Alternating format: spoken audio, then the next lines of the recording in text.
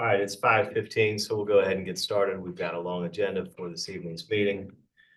This is the May 6, 2025 meeting of the City of Charleston Board of Zoning Appeals. Zoning present here this evening are John Bennett, Chappie McKay, Bill Goodwin Jr., Robin Richards, and me, your chair, Jeff Tibbles. Present from the planning staff are Allison Gregg and Robert Summerfield. These proceedings are being recorded, and we ask that those who speak please identify yourself for the record. We will conduct this meeting in the usual fashion. We will first receive information from city staff about the application and their recommendation. If the recommendation is favorable and no one objects to the application, the matter is uncontested. The Board of Zoning Appeals usually, but not always, approves uncontested applications. For all applications, the board reserves the right to ask questions of the staff, applicant, or others in attendance prior to rendering a decision. If, however, the city recommends against the application, or if there is opposition to the application, we treat the application as contested and hear from the applicant and anyone else who is in favor of the application. Next, we hear from anyone opposed, followed by a short rebuttal from the applicant. We then close the public hearing portion of the meeting for that particular application and open discussion to the Board of Zoning Appeals members only. We will then make a decision to approve with conditions, or deny the application. The Board of Zoning Appeals zoning has the authority to do three things. Number one, hear appeals to decisions of the zoning administrator. Number two, grant special exceptions, a fact-finding function of the board. And number three, grant variances to the zoning ordinance if the application meets the hardship test outlined in section 54-924 of the ordinance.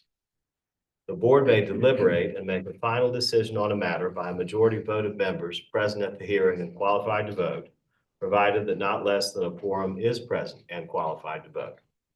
However, an affirmative vote of 2/3 of the board members present and voting shall be required before a use variance may be granted. For a variance to be granted, the Board of Zoning Appeals must make the following findings. A, that there are extraordinary and exceptional conditions pertaining to the particular piece of property. B, these conditions do not generally apply to other property in the vicinity. C, because of these conditions, the application of the ordinance to the particular piece of property would effectively prohibit or unreasonably restrict the utilization of the property. And D, the authorization of a variance will not be of substantial detriment to adjacent property or to the public good, and the character of the district will not be harmed by the granting of the variance.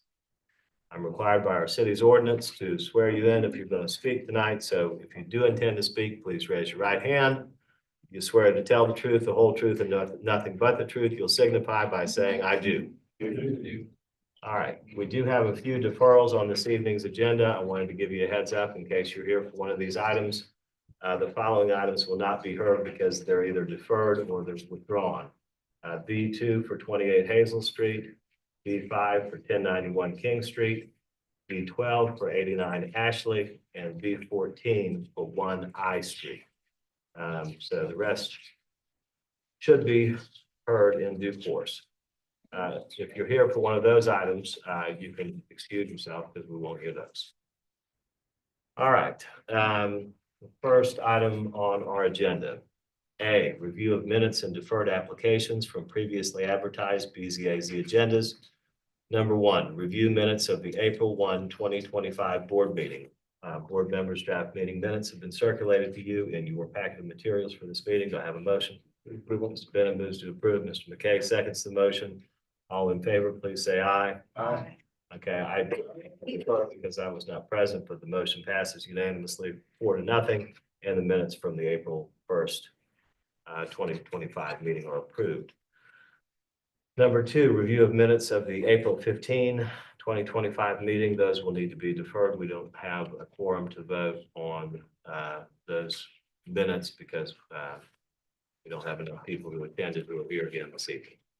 Next item on our agenda, A3, 68 Haygood Avenue, TMS number 460-00-00-009, Council District 6, Zone DR 1F/S, requesting clarification regarding order issued June 4, 2024, relating to an appeal to the zoning administrator's decision that a new concert series was not permitted by the residential zoning of this property within the school overlay in the DR1F Diverse Residential Zone District.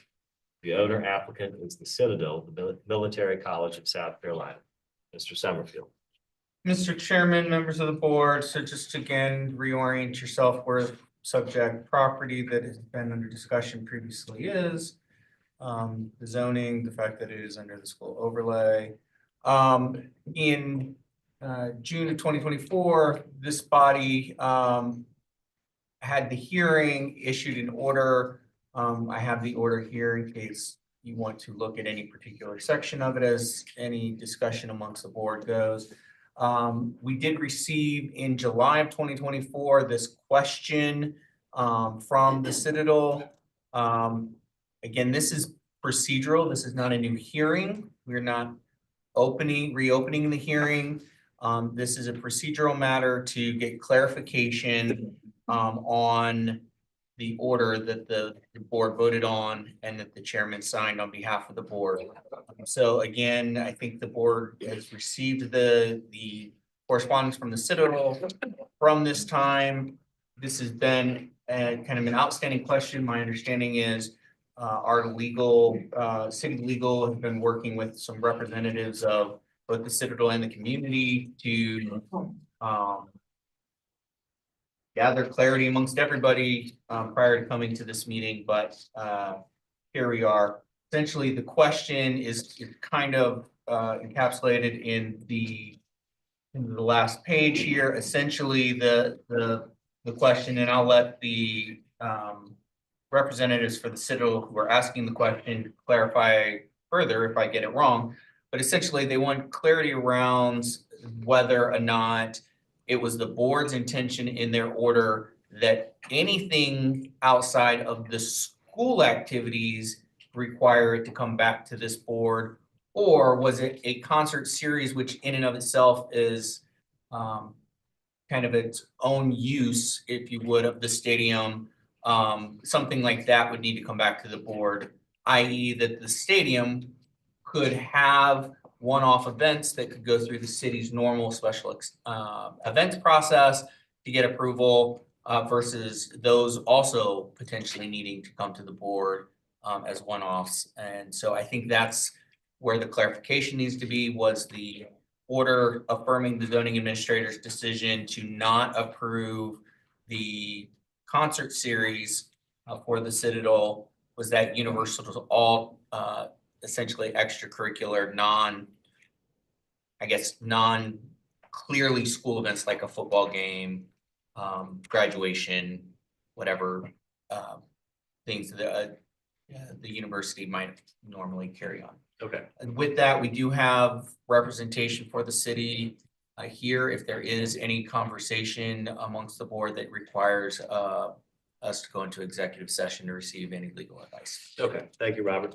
And I will say a couple things before we get started. Number one, I was present at the meeting and chaired the meeting when we were here on the original appeal of the zoning administrator's decision, and that meeting lasted a very long time. We spent a couple of hours on this particular issue, and therefore, because this is a narrow issue on reconsideration or clarification, I have given notice to both the representative for the Citadel and a representative of the neighborhood that we're going to proceed with a 10-minute presentation by the Citadel's counsel, followed by 10 minutes for the opposition, followed by a 5-minute rebuttal. We're going to keep it within the parameters of the motion to reconsider. And so I will hear from Mr. Brandenburg. And just to clarify a little bit further what Robert was explaining about the motion for reconsideration or the request for reconsideration. It's my understanding that the request really relates to whether or not a concert of any type would be permitted at Johnson-Haygood Stadium, understanding that the zoning administrator said that the concert series that had been proposed was not permitted by right under the zoning. But the question now is whether any concert would be permitted as part of the zoning by right at Johnson-Haygood. Is that right? That's right. Okay, all right, go ahead, Mr. Brandenburg. That's all. Okay, Ms. Myrick? Okay,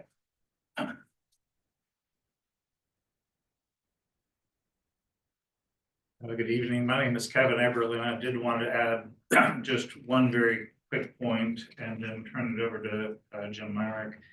I wanted to clarify that from the neighbor's viewpoint, this board is being asked a very, very simple question, which is to reconfirm exactly what the ordinance says. And it's not mysterious, it's not confusing. Is some use a school use? If it's a school use, you move on to step 2. If it's not a school use, that's the end of the process. There is no second step. If it is a school use, is it a new use? If it is a new school use, yes, a special exception is required. Period. It could not possibly be any clearer than that. And we know that a concert series, as was stated last hearing, a concert series is a new use. Whether or not it's a school use has yet to be determined, but that requires a special exception. Any other permutation on this can be hashed out when an actual application comes before the board and not on an advisory ruling type basis. But it's an extremely simple statement that this board should simply reaffirm. thank you. I'm Jim Myrick. I live in Hampton Park Terrace, part of that community. I've narrowed this down to 12 points, but I think some people will find some of them useful and some people will find others of them useful. I promise to keep it tight. I understand the 10-minute rule and why you have it. Number one, in June 2024, this board found as a matter of fact that there is no existing school use for a 13,000 attendee music concert. The order states exactly this, and I quote, "The current facility is not being used for a concert of this type or size." And the Citadel conceded that point at page 3. That becomes very important, according to Kevin's analysis, that it's a new use. And when it's a new use, you have to jump through certain hurdles. Point 2, in the June 2024 meeting, this Board of Zoning Appeals affirmed the conclusion of the zoning administrator, Lee Batchelder. Point 3, Batchelder determined that there is no connection between the planned concert and an existing approved school use. He found that. There's no connection between a rock concert and what the Citadel's doing. It all has to do with money. There's no school use attached to that. Part of his finding, please check it if you'd like. And 4, he also concluded that the intensity of the use would violate the zoning code under the any exceptions analysis.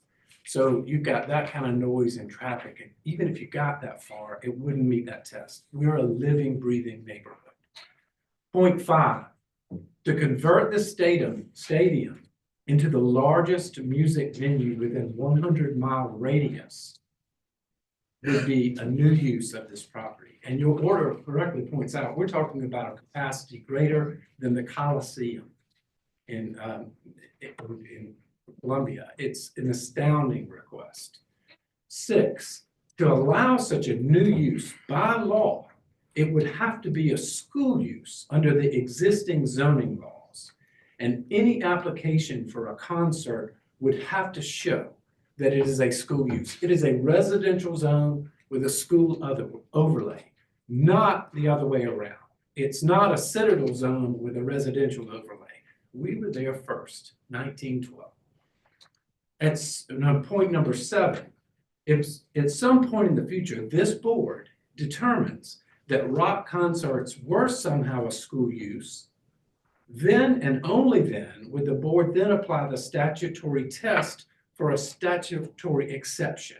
There's that process written in the code, a standard we believe they would not be able to meet, but they have a right to try that if they think that's right. This is the structure of the law. That's the way the law lays out, and you know it better than I. Point 8, upon this motion for reconsideration or clarification, Note first that the appellate Citadel alleges no change in the facts to what you heard and no change in the law as to what was presented in 2024. There have been no changes. Your order is clear. What your order says is it doesn't meet zoning. If they want to swim around that, navigate around that, that's on them.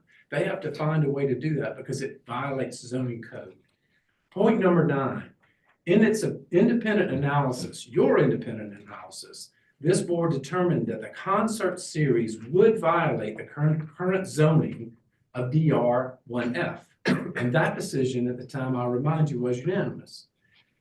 Point 10, now the Citadel cries foul, alleging that it asks that any concert, what he really wants to know is not a series of concerts, but what we really want to know is that any concert, not necessarily a series, would violate zoning. That's the new request. Well, there's several points here. A, the Citadel's letter to the city when it requested a determination dated February 16th, 2024 begins like this, and I quote, "The Citadel recently announced plans to have the Citadel Concert Series," that in all caps, "at Johnson Haygood Stadium." That's the letter asking for the decision of the zoning administrator. There in the first sentence that it's a series. And then later in the letter it says, "The Citadel respectfully requests you confirm concerts are an allowed use." You have answered the question. The answer is no. B, this request came only after the Citadel's plan for a concert series was outed in a January 2024 Post-Courier article. C, most importantly, the zoning does not change whether the concerts are packaged as a series or as a collection of single events. Now, the Citadel wants a second bite at the apple by asking for single concerts. Can we do just one then? Recognize this for what it is. This is the camel's nose. You've heard about it all your life, and we know where it goes. It goes under the tent.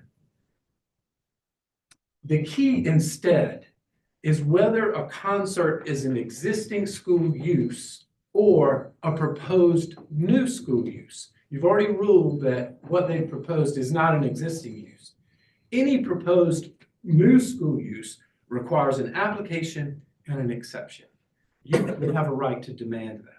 And D, the zoning administrator and the board definitely answered the question exactly as put forth in the Citadel's request and needs no further clarification.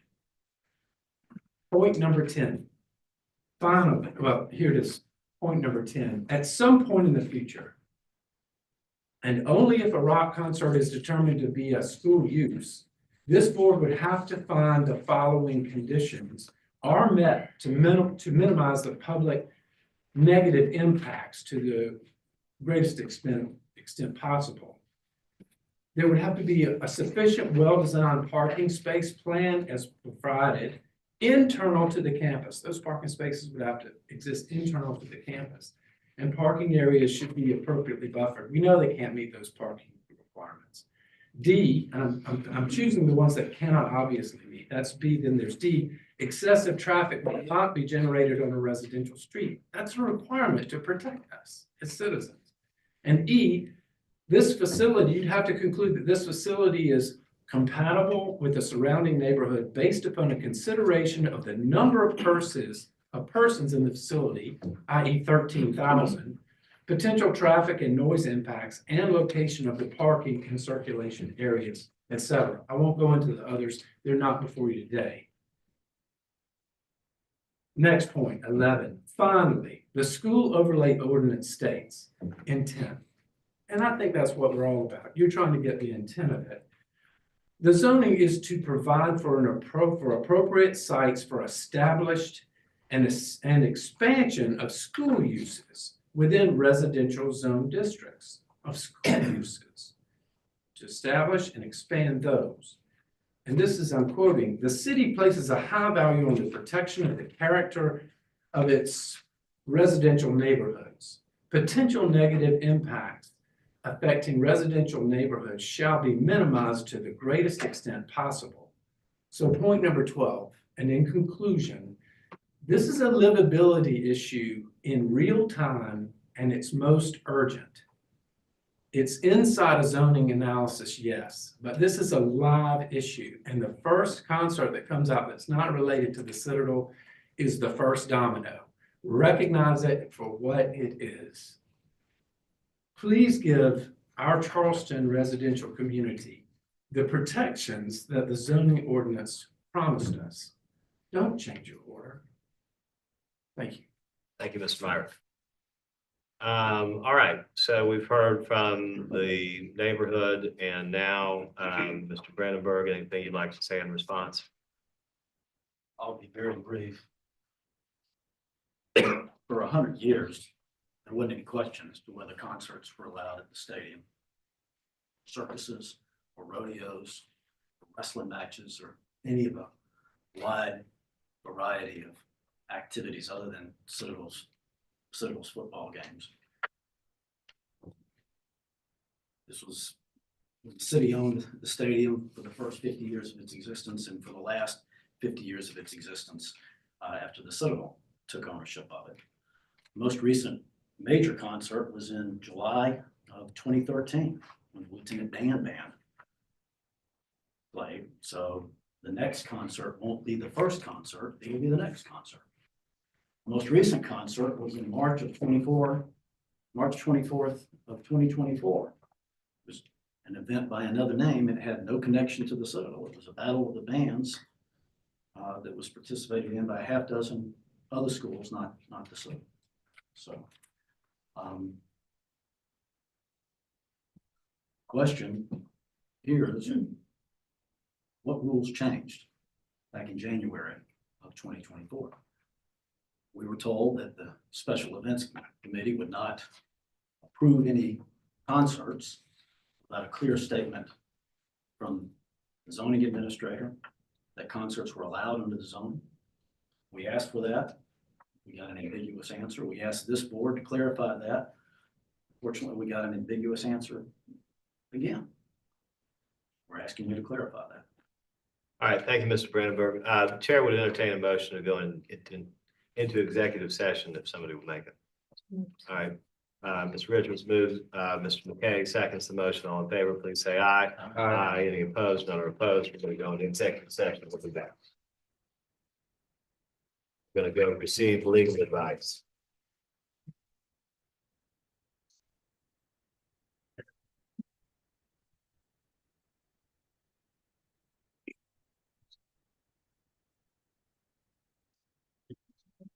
So I'm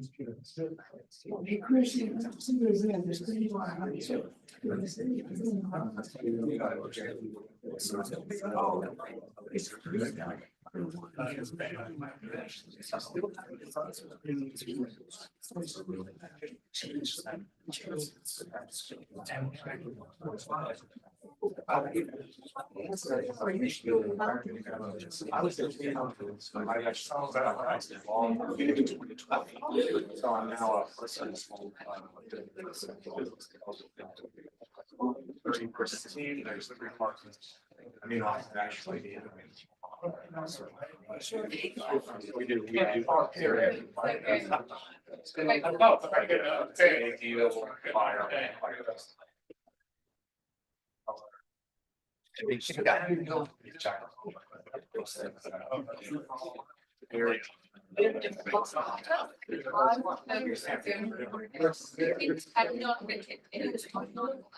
Shortly after this.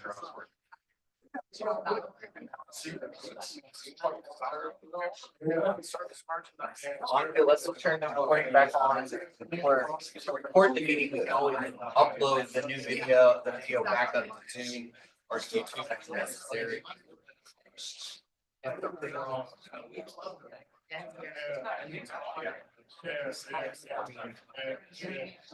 It should be still live.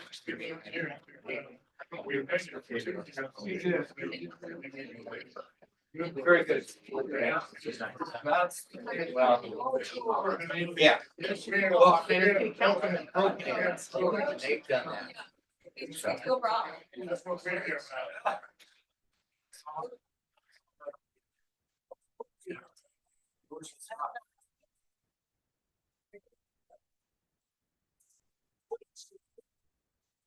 Yeah, we're still live. I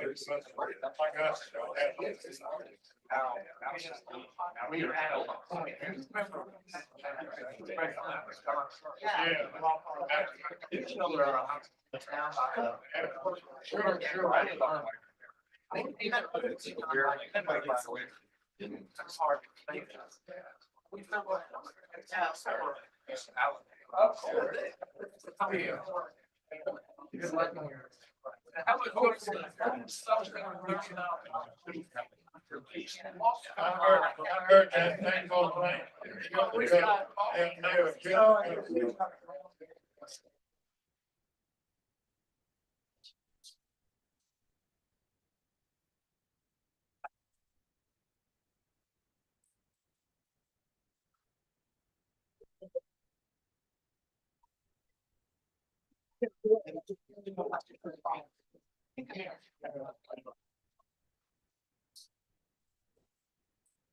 Hey, you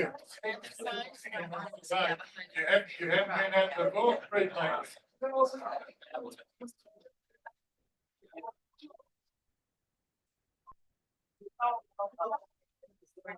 You know, I'm thinking at one time, they took a vacation, whatever, we saw them there, I think 2 weeks ago. First time, first day.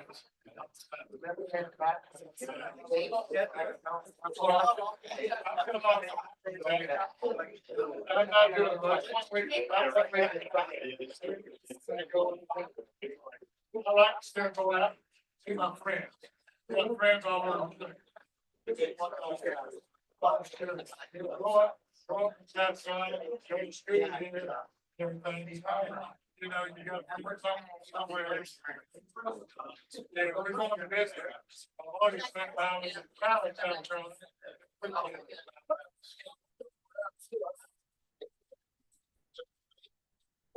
Yeah,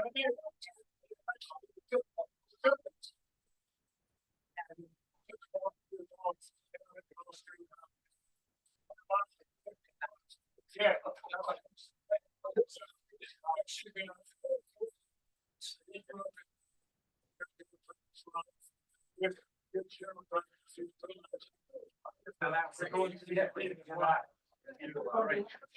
Well, they're going to that house. Yes, it is. It was that's how it works. It's trying to catch before it's trying to catch before over there when you're did a real good job. Yeah. And that's how I first got to know him. He went to walk. He went to walk. Really nice guy. Oh. Really nice guy. Yeah, well, yeah, I used to say Friends was I can't assume. I think Walker. I got a campus, a lot of money. Oh, yeah, it's just girls as it is boys now. I think most were there for screwing this school. My last grandson got shipped to the city, but he's not going, he's going to Clemson.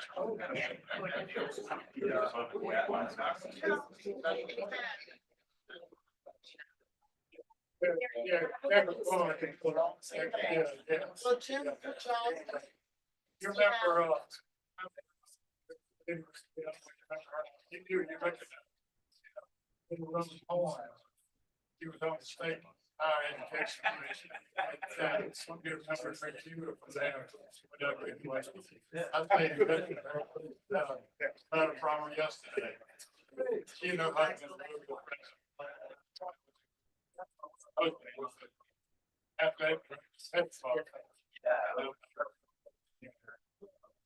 Yeah, really.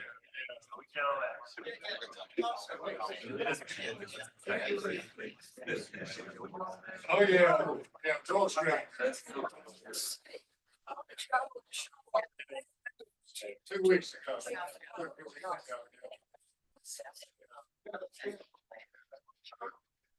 Still had his perfect manner.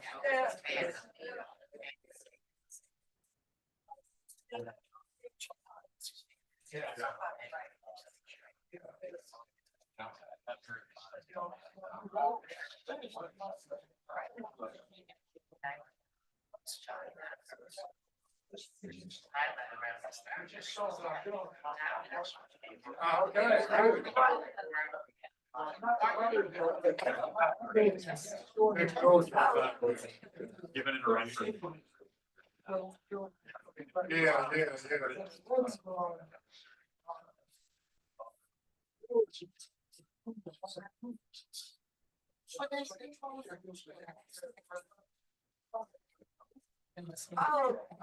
Oh, good job. Good for them. Good for them. Good for them.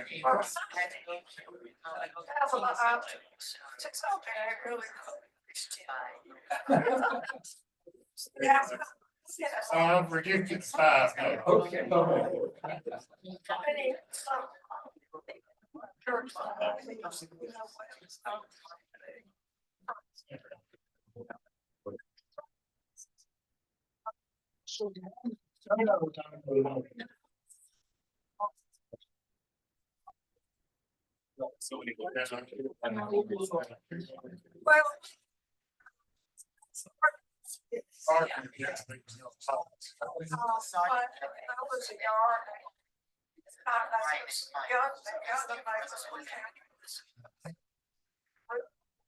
We're the senior citizens. Yeah, younger, yeah, right.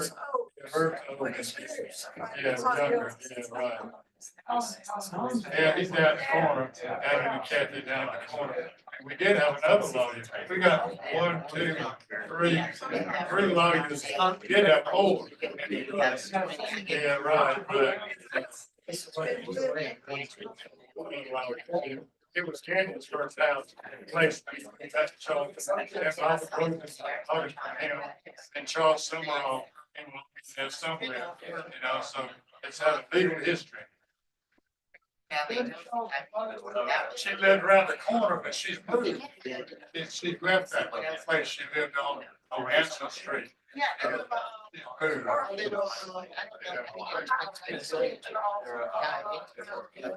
I still think once in a while. Probably have to do she's so moved.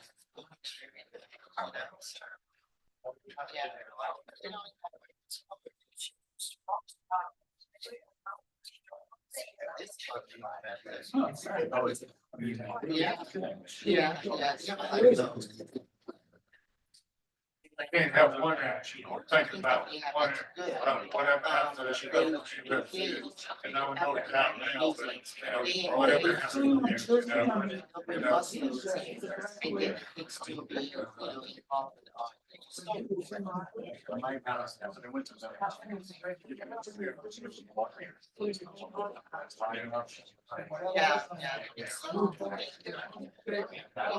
There was all something.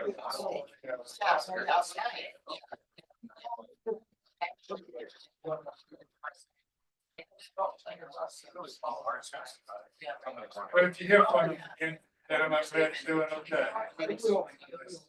That was a run. Those are the worst.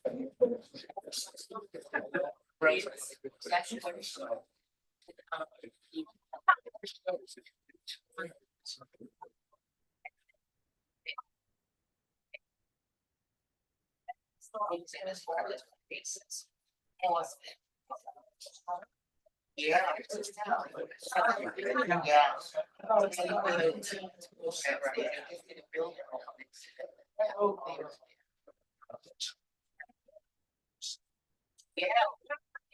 Oh, yeah. I've had 1 or 2 cases out of the oh, yeah. Okay. I've had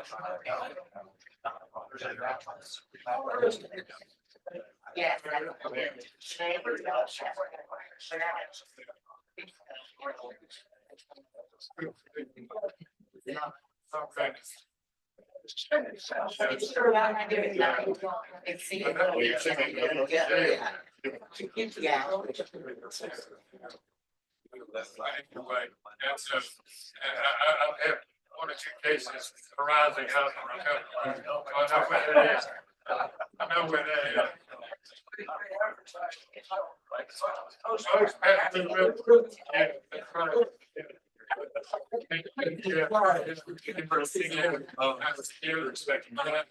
Yeah, I have to, I order that when I go to the, sport. It's just for the heck of it. Just for the heck of it.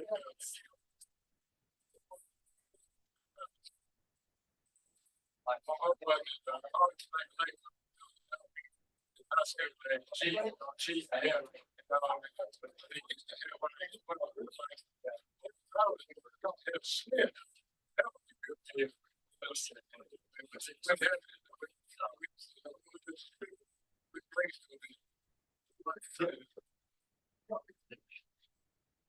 Oh, we're here about.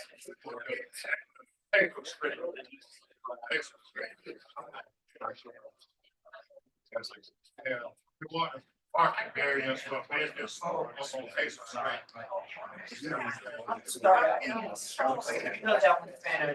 Right? No, we didn't. Okay, yeah, the chair announced that. It was deferred, so that one will not defer. Appreciate you. Don't know yet, but I will let Jerry know as soon as I hear they make their request, come back on the minutes. To make sure that goes around. Appreciate you. Appreciate you. No worries. Thank you. Thank you. We're hitting the right.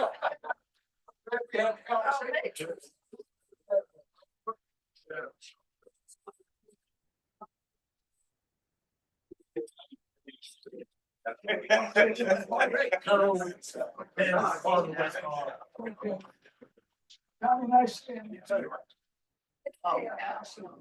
Bye-bye. And if I don't see you, I'll just cross.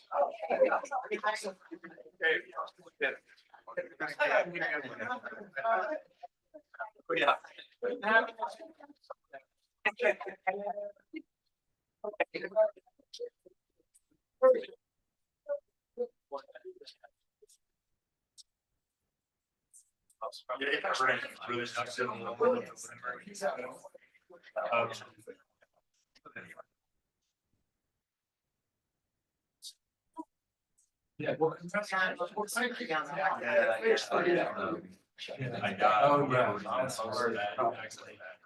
It's a beautiful. Yeah, it's just like five, it's like, this way is that. Yeah.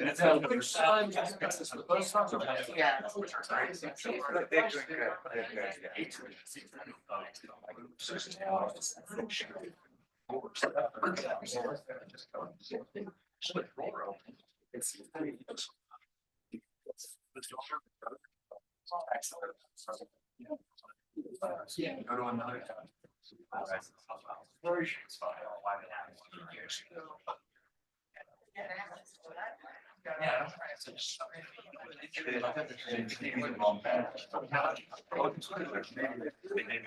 Yeah.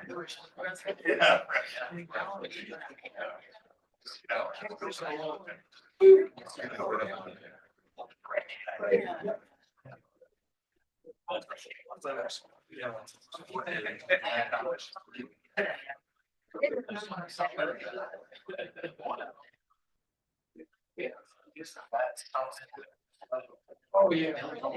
Yeah, well.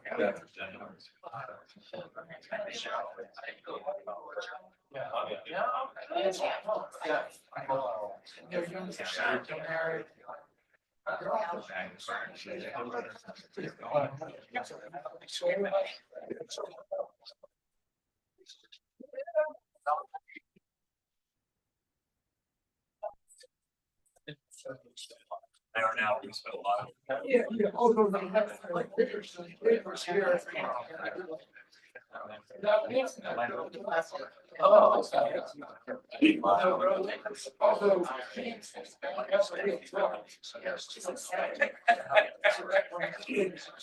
that right?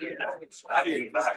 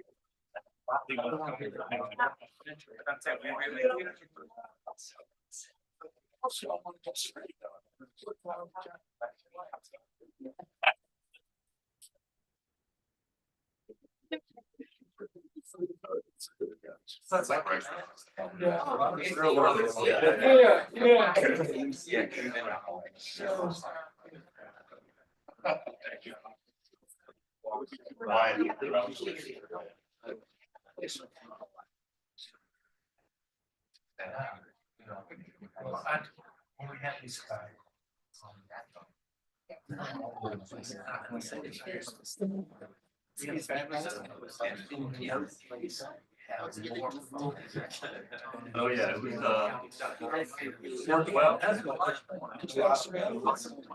Well, I took a peek really at this guy. And then I took, man, it's a lot of flowers. I get it.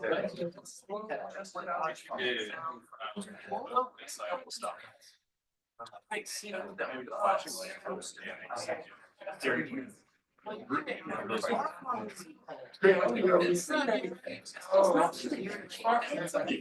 You know what? I caught that. I figured it out.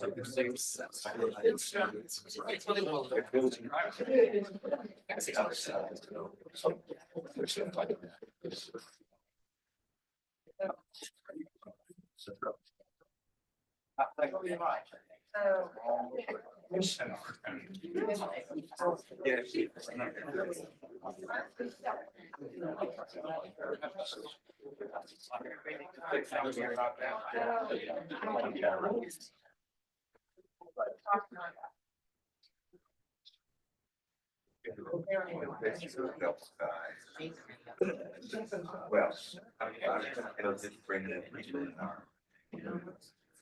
So that's. Oh, no.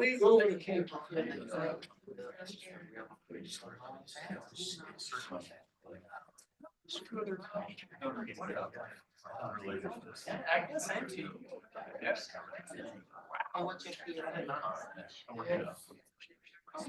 We go right.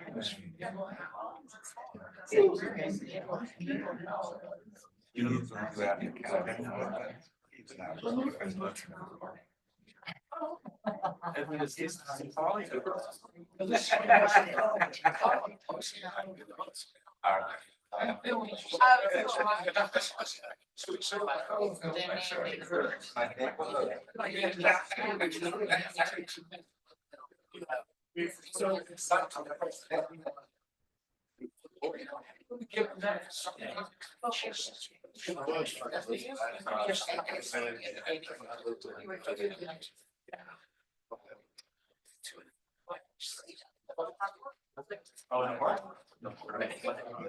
I still read this one.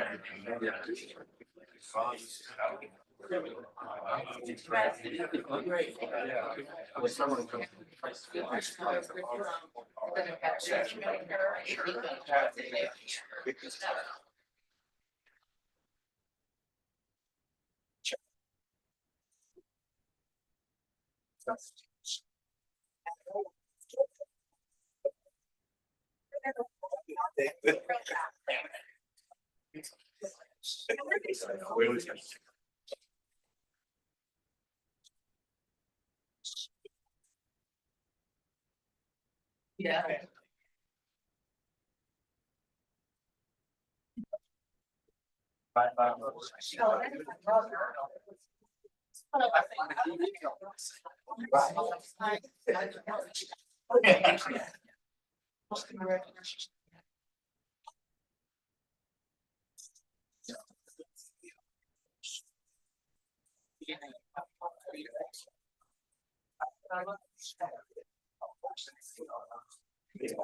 Yeah. One thing I read.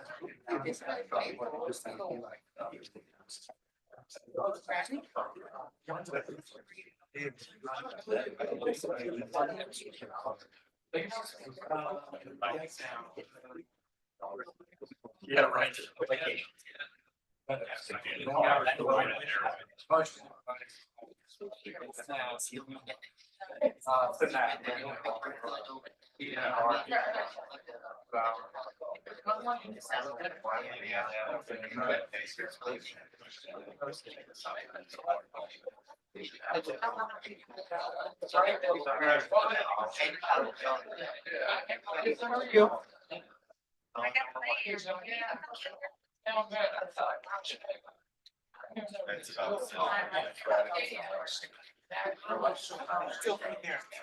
Yeah, I don't think your item would be very. Yeah, support.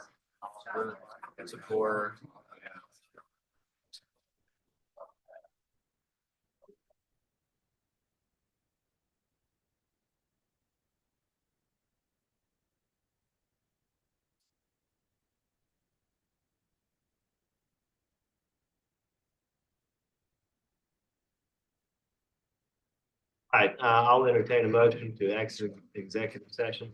Move that we exit executive session.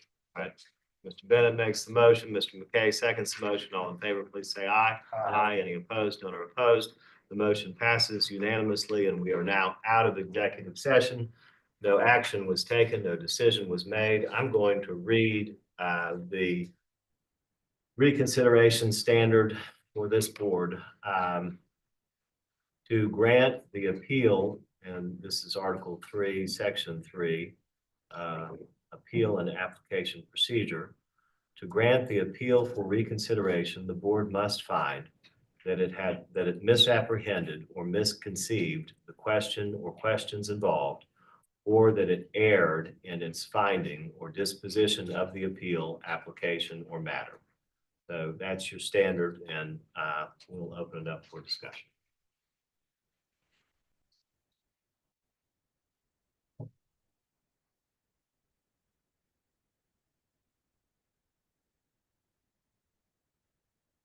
First, does anybody have any thoughts on whether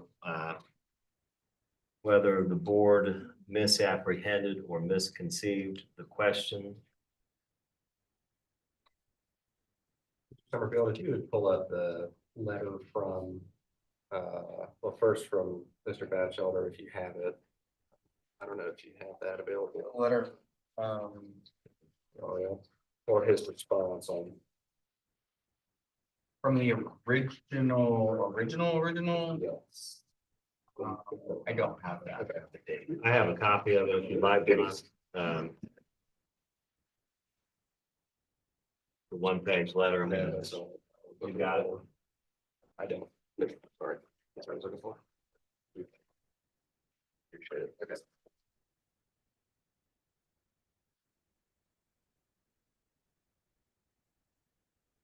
So the part that strikes me as we read through this, and I'll just quote briefly. The level of intensity of the proposed concert series and the lack of a connection between the concert series and the approved school use leads me to conclude that the concerts are not permitted by the zoning of the property. The feature of that I'm struck by is it's pretty clear that the zoning administrator is referring to the concert series. And I guess the I don't know that we considered, I don't know that in our original order, we considered anything beyond the letter that Mr. Batchelder wrote. And I want to make sure I'm not misunderstanding what our initial finding of fact and conclusion of law that we submitted speaks directly to Mr. Batchelder's letter.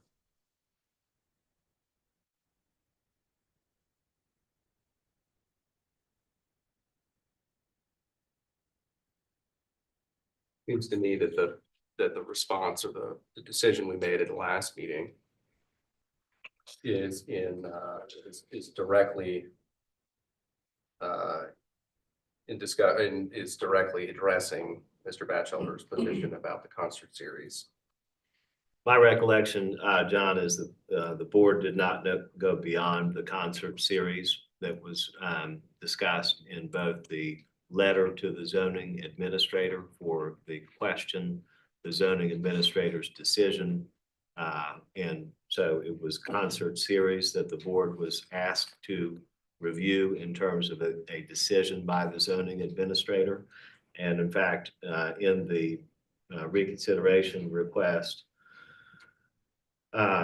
it states the board found, as a matter of fact, that the proposed concert series of this size and regularity is an entirely different use than what would have been contemplated when the Altman Athletic Center was approved in 1990.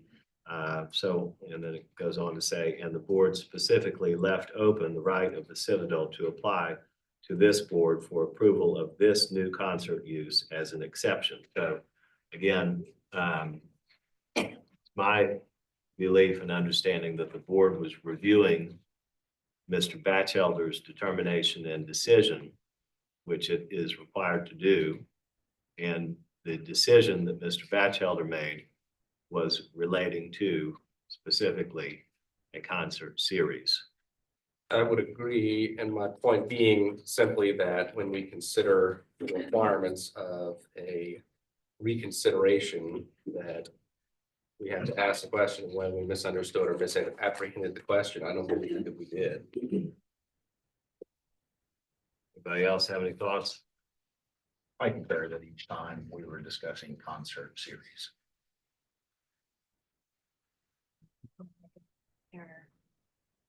I think it's very clear that the zoning administrator's situation, and I think we answered your question.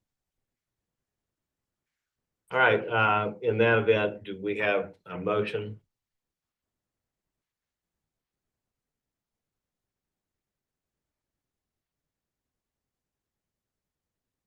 I'll make a motion to deny the reconsideration. I want to make sure I'm wording this correctly. In order for this motion. The document that was filed is entitled Request for Reconsideration of Board of Zoning Appeals Decision dated July 17, 2024. Thank you. Same one. Yep, okay. So my motion is to deny the reconsideration of the decision of July 17, 2024. Mr. Chairman, may I just ask that for the point of clarification, that we reiterate, that the motion reiterate that the order was specific to a concert series as outlined in the zoning administrator's decision. So that again, we're clear that all of your work was not that you didn't just make that record, but in the motion that the references were related to a concert series. Yeah, and I'll make it very clear on the record right now for everybody that this board did not review, it did not approve or deny any request for a specific concert, and whether or not that is a permitted use by right under the current zoning of the Citadel or not. The question was not presented to the board, and therefore we are not ruling on that. We did not rule on that issue in the first decision. We're not ruling on it today. Thank you, Mr. Chairman. All right, there's a motion pending. If you want to change your motion to add that series. Yeah, I will amend my motion to clarify the the denial or the motion to deny the reconsideration on the basis that we considered the concert series only in our initial decision. All right, there a second? I'll second. All right, Mr. McKay seconds the motion. All in favor, please say aye. Aye. Any opposed? None are opposed. The motion passes. The request for reconsideration is denied. Again, there are other avenues for the applicant appellant to explore whether or not a single concert would be approved or not under its current zoning, whether or not a single concert is permitted by right. That's not a question that the board decided in July of 2024. It's therefore the proper subject of reconsideration. Thank you.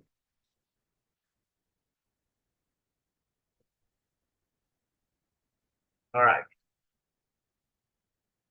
Next item on our agenda.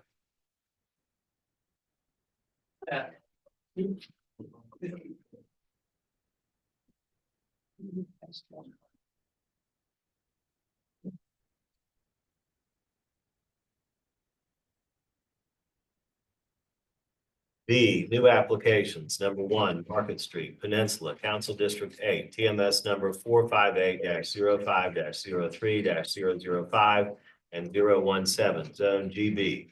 Requesting first one-year extension of a vested right that expires on April 16, 2025 pursuant to section 54-962. Vested right pertains to a special exception granted under section 54-220 on April 16, 2019 for 115 unit accommodations use. The owner is SCM Charleston Market Investors LLC. The applicant is Capers G. Barr III. Mr. Summerfield. Mr. Chairman, members of the board, so I need to make a correction. As you can see up on the screen, what was posted in the newspaper when we made this was that this was the 5th one-year extension. However, in the intervening time since we posted the official notice in the paper, we've updated the agenda to reflect that this is actually technically the first extension of time. And that's because the legislature intervened in local land use decisions a few years ago to provide a buffer for any vested right as a result of the COVID pandemic and all of the impacts to supply chains and other things that impacted the ability for projects that had been approved, particularly projects that had been approved shortly before 2019 and through 2019, 2020, and 2021. So with that actually converts this, with the time that the legislature gave them, that converts this to the first extension of time actually for this project now. The other extension of times were essentially unnecessary and voided by the actions of the legislature. So I just want to make that clear for the record, why we have the agenda item as it was posted in the newspaper here, but then what we did when we published the agenda online and why this will be technically the first one-year extension on this. With that, again, the legislature has granted essentially by right extension up to 5 times. This constitutes the first of those extensions for this use, given that joint resolution that was passed, and staff recommends approval. All right, thank you, Mr. Summerfield. And I have the slides for the original application if there's any questions about any of that original approval. Okay. Do we have anybody here in opposition to the application for Market Street? All right, seeing no one in opposition, Mr. Barr, anything you'd like to say to the board? Mr. Chairman, ladies and gentlemen, I'll be merciful. I have nothing more to say. This is typically routine unless there's been some change in the law, and there has been no change in the law. So Okay. thank you for your consideration. Thank you. And the dates, Mr. Summerfield is correct in his analysis of the statutory provisions allowing the extension due to COVID. Is that correct? It is. I agree with that. Okay. All right, so there's a statutory right and the board is bound to approve this extension of vested rights. Is that what you're telling me, Mr. Barr? Yes. All right. Do I hear a motion? All right, Mr. McKay moves to approve. Is there a second? Mr. Bennett seconds the motion. All in favor, please say aye. Aye. Any opposed? None are opposed. The motion passes. The vested right for Market Street is approved. Thank you, Mr. Barr. Thank you. B2, 28 Hazel Street is deferred. Number 3, 11 Beaton's Alley, Charlestown, Council District 8, TMS number 458-09-03-118, zoned SR5, requesting a special exception under section 54-110 to allow a rear vertical addition to a non-conforming setback, 1.1 feet are existing, 3 feet required. The owner is ICPB LLC. The applicant is Sebastian Von Marshall. Mr. Summerfield. Mr. Chairman, members of the board, so this is 11 Beaton on the zoning map. This would be what, just set on property lines, adjacent, really close to property lines. And so this is the case. So the applicant is proposing to do an addition to the home that won't exacerbate the setback issue, but it will create a higher application is best seen in this slide that you have up here. You can see at the top, the existing elevation for the back of the home is just a 1-story. The rest of the home is 2-story. The proposal would be maintaining existing setbacks and what have you, and just adding that 2nd-story element to the back of the home. Again, you can kind of see that here. And then this would be the reverse side. As this is not exacerbating any setback issues and is really adding a 2nd level to an existing portion of the home that's in compliance with all the other zoning requirements, staff is recommending approval of the special exception. All right, thank you, Mr. Summerfield. Do we have anybody here in opposition to the application for 11 Beaton's Alley? Anybody in opposition? Being no one in opposition, do we have the owner or applicant here? Mr. Von Marshall, anything you'd like to say to the board? No, at this time, thank you. Okay, thank you. We do have Mr. Bennett recused. Do we have any discussion? Any There's questions for the One city? question, was there any conversation with the neighbors on either side? The neighbors that might be impacted? by that Yes, 2nd-story addition? yes, there was. Sebastian Von Marshall, I'm the architect, 43 Broad Street. We met with all of the neighbors on all the sides, and we got, especially from the neighbor on the north, who's the neighbor directly affected by the special exception. That is the setback that is not met, is along the north side, and they are in support of this application. All right, thank you, Mr. Von Marshall. Any further discussion? All right, make a motion to approve. Is that right, Mr. McKay? Move to approve. All right, Mr. Richard seconds the motion. All in favor, please say aye. Aye. Any opposed? None are opposed. The motion passes 4-0, and the special exception for 11 Beaton's Alley is granted. Thank you. Thank you very much. All right. Next item on our agenda, B4, 243 King Street, Charleston Village, Council District 8, PMS number 460-08-03-167, Zone DR2F, requesting a special exception under section 54-220 to allow a 10-unit accommodations use. The owner is the Daughters of St. Paul Religious Trust. The applicant is Tony Giuliani. Mr. Summerfield. Mr. Chairman, members of the board, so this is property located at the corner of Bufane and King Street in downtown. This has previously been, as I understand it, had a dorm style use by the nuns. This would be a rehabilitation of this historic building that would allow for 10 accommodations units to be had in the in this area that previously was, again, dorms for the nuns. You can see here how they would set this up with the floor plan, with the proposal. They are meeting our requirements for the special exception. This is again, this will put this building in a prominent location back in productive use, because it has not been being used for a while. And so it's right in an area that is consistent with accommodations. It's in the accommodations overlay. So staff is recommending approval of the special exception. All right, thank you, Robert.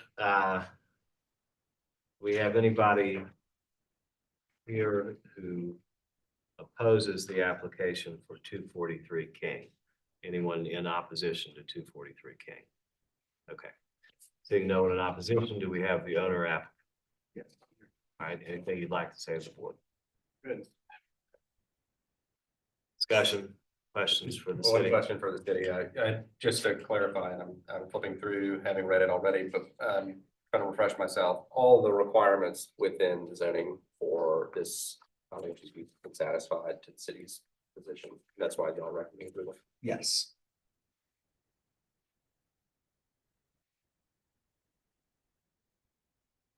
I'll move for approval. All right, Mr. Bennett moves to approve. Is there a second? All right, Mr. Goodman seconds the motion. All in favor, please say aye. Aye. Opposed? None are opposed. The motion passes unanimously 5-0. Special exception for 243 King Street is granted. All right, the next item on our agenda. B5 has been deferred. Now we're at B6, 128 Folly Road Boulevard, Wapu Heights, Council District 11, TMS number 421-13-00-005, zoned SR1, requesting a special exception from section 54-110 to allow a rear addition with a 3-foot 3-inch north side setback, 9 feet are required. The owner is Mitch Bollinger. The applicant is Coastal Creek Design, Joel Adrian. Mr. Summerfield. Mr. Chairman, members of the board, so you can see the property here at the corner of Nazamore. Nashmore. Thank you. And Folly Road. You kind of see, particularly in the aerial, the lot configuration. You can see a little bit better here on the survey showing how this property has been developed previously. Again, a little bit better here when you look at existing conditions. The proposed request is just to, again, build some additional a bedroom, I believe it is, onto the existing, or 2 bedrooms technically, onto the existing home. You can see here, while yes, they are building onto the home, you can, this is not a true like new second story. It very much flows with the line of the house. I mean, it is a true second story, but it's not creating the disjointedness that we get sometimes with these additions. And again, it's not exacerbating any of the existing conditions as it relates to setbacks, continuing an existing setback line within the way this property was originally laid out. And so for that reason, staff is recommending approval of this request. All right, thank you, Robert. Do we have anybody here in opposition to the application for 128 Folly Road? Anybody here in opposition? Seeing no one in opposition, do we have the owner or applicant present? Mr. Adrian, I see you, okay? Joel Adrian, Coastal Creek, and just questions that y'all have. Okay, thank you. Any questions for Mr. Adrian? Any questions for the city?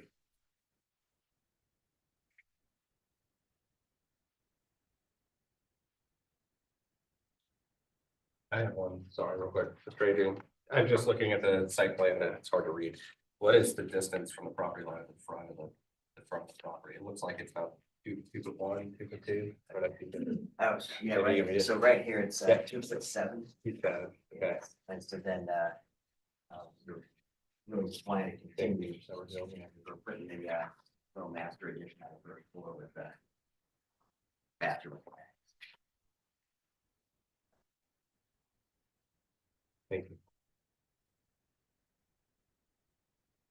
All right, any other questions? Any, was there a response from your immediate neighbor?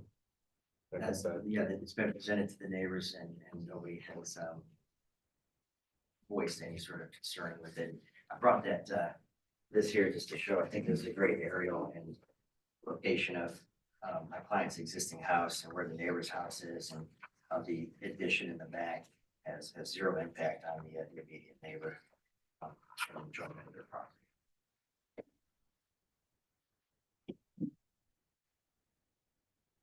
I'm sorry, what are we showing here?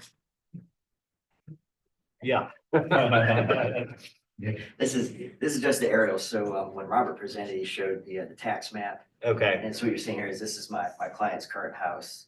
And this is where the immediate neighbor's house is. And you can see that immediate neighbor's house is positioned so much further towards Right, Valley Road yeah. that our addition has zero impact on. I got you. On there. Okay, I see. Thank you. All right, any further questions? All right, do I hear a motion? Mr. McKay moves to approve. Is there a second? Mr. Goodwin seconds the motion. All in favor, please say aye. Aye. Any opposed? None are opposed.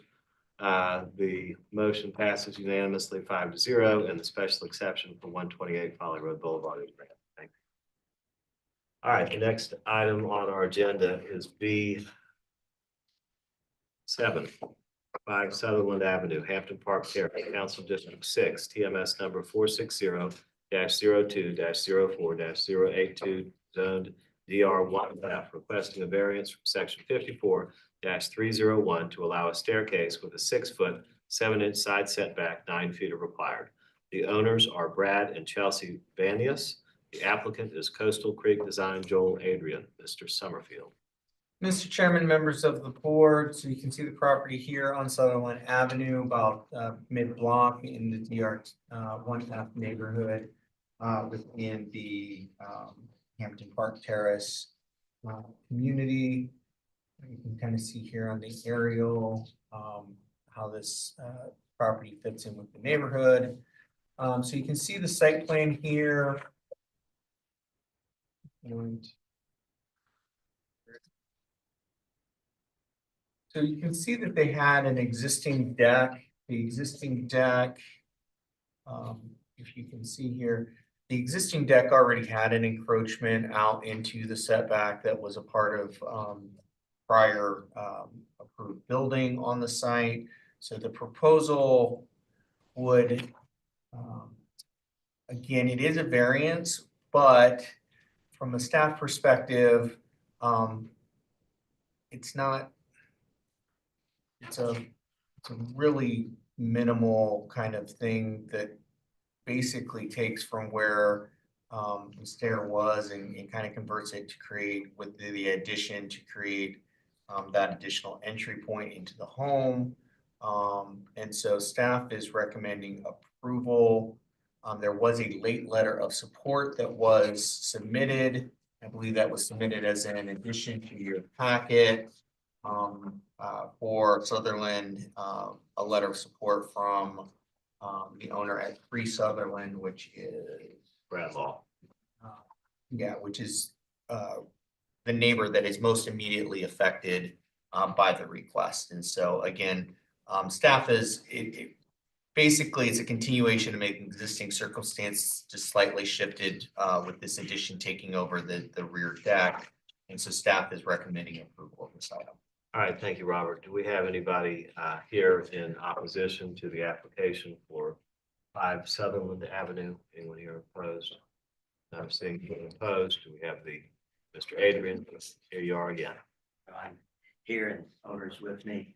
And I guess I'll again just answer questions because we agree with the city. Would love for you all to approve.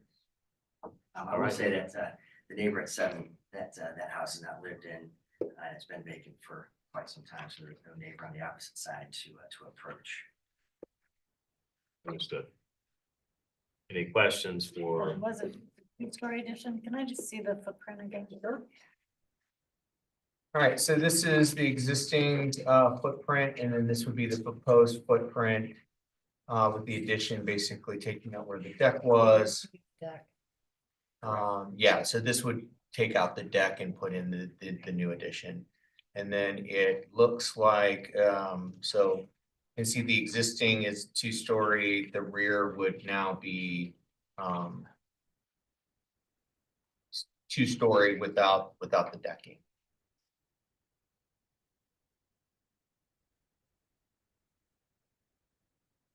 And the stairway in question is documented here at the bottom of this elevation.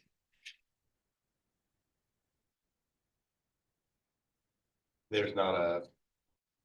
No, sorry. We're good. Put it wrong.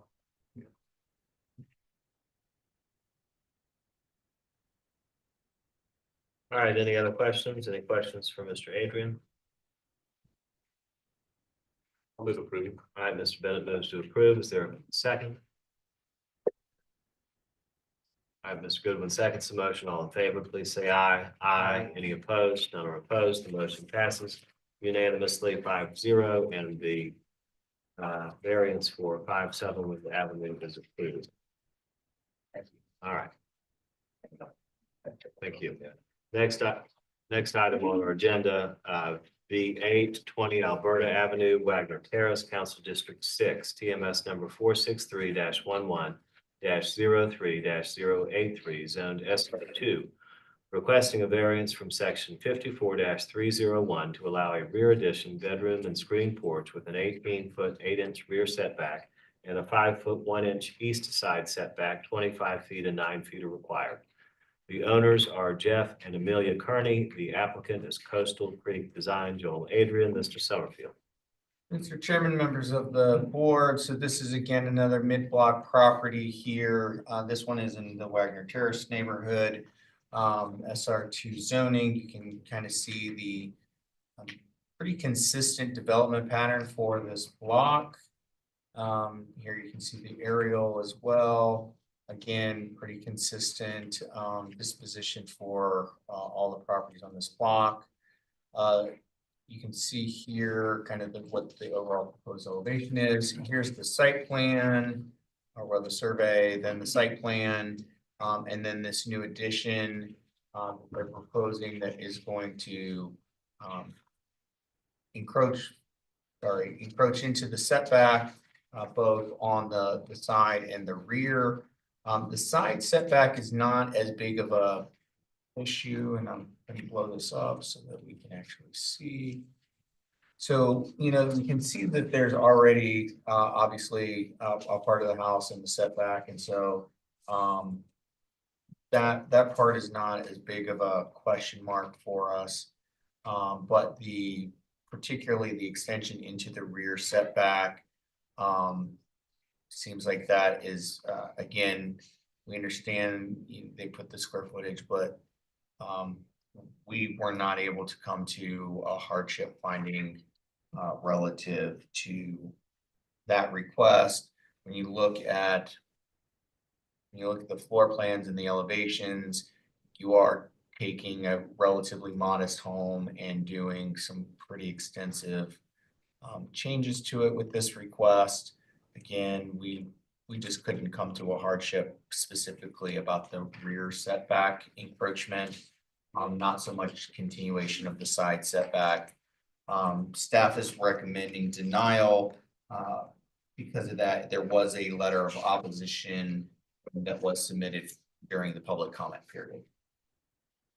All right, thank you, Robert. So the city recommends denial of the application for 20 Alberta. Do we have anyone here in opposition to the application for 20 Alberta?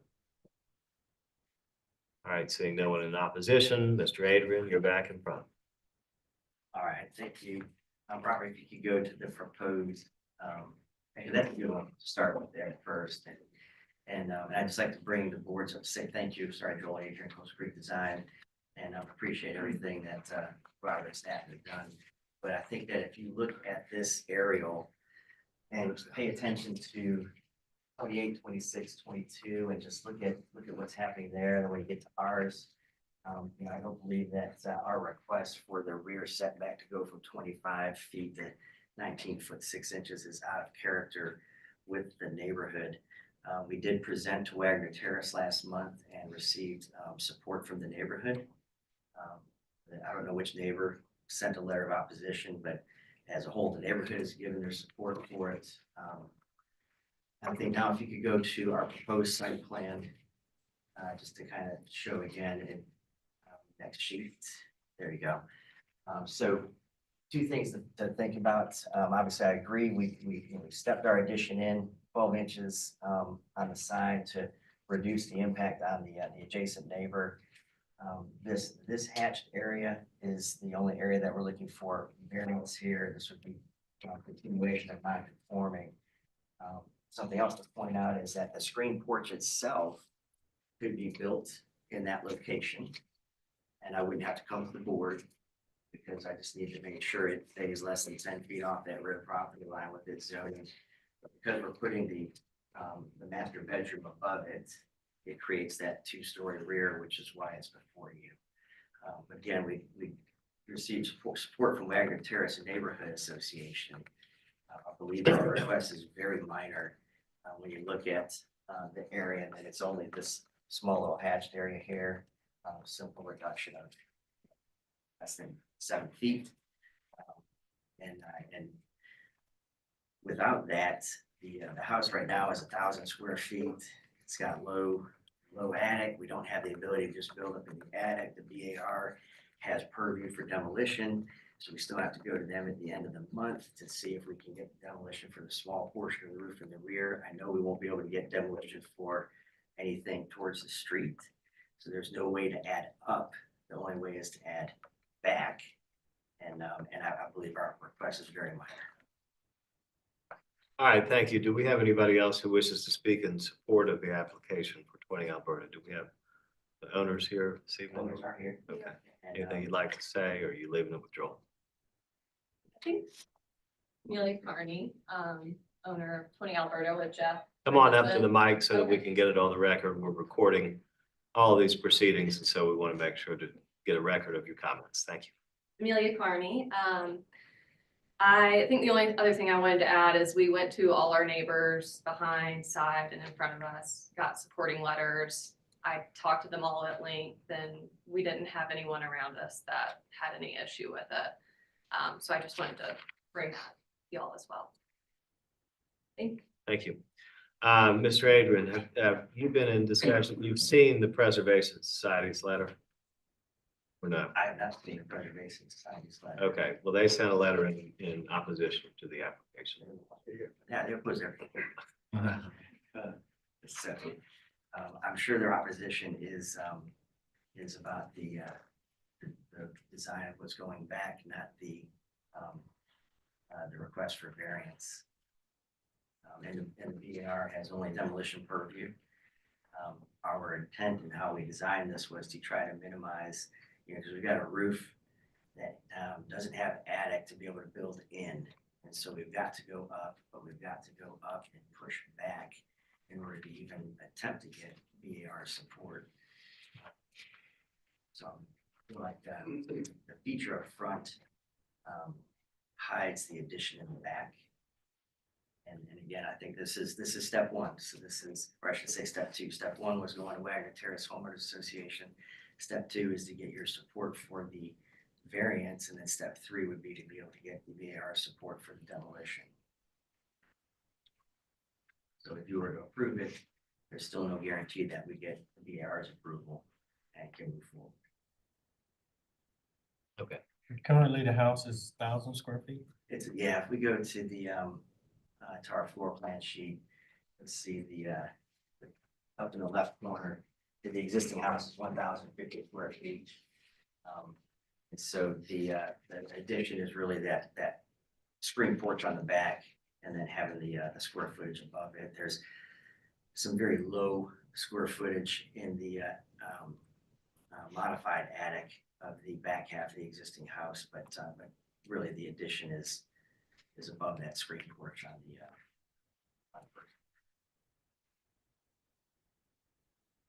and again, so that is really the struggle, because it'd be great to take the roof off, and if you saw the street photos of those, to go back to the aerial maybe of the neighborhood, and prior to the VAR taking on authority for demolition, you can see that the house that's 3 doors down, that's been completely redone.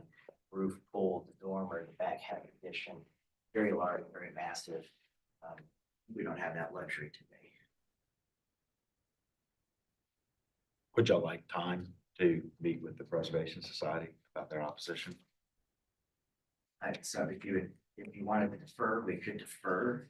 I don't know that there's anything we can say to Preservation Society to get their, they show up at every meeting and goes before the VAR, and it's probably not even 50-50 that they're in line. Does VAR have this already on their docket? I mean, whether we defer tonight or not, will they hear this at their next meeting, or is that It's on the agenda.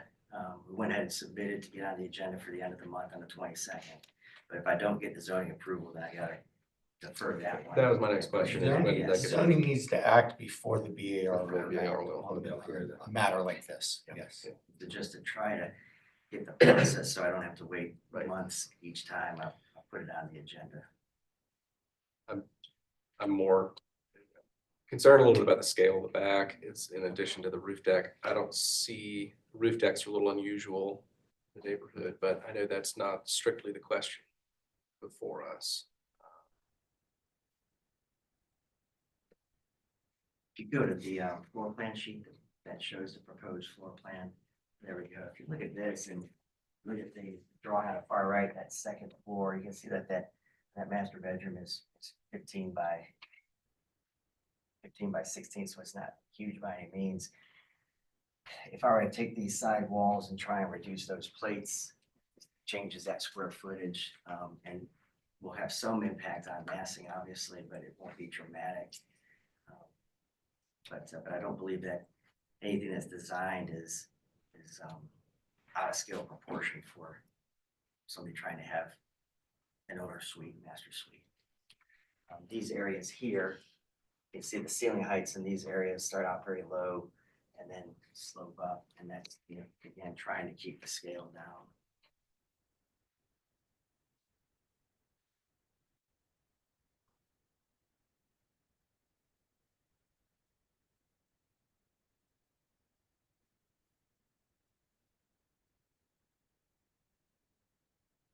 Robert, your position sort of aligned with what the Preservation Society said in terms of the scale.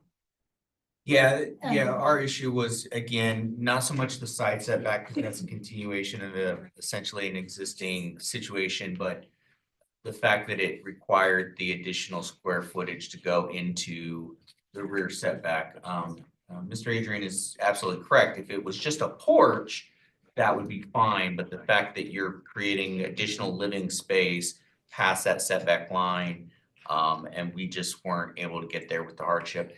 I will acknowledge, though, that he is absolutely correct. This is Wagner Terrace.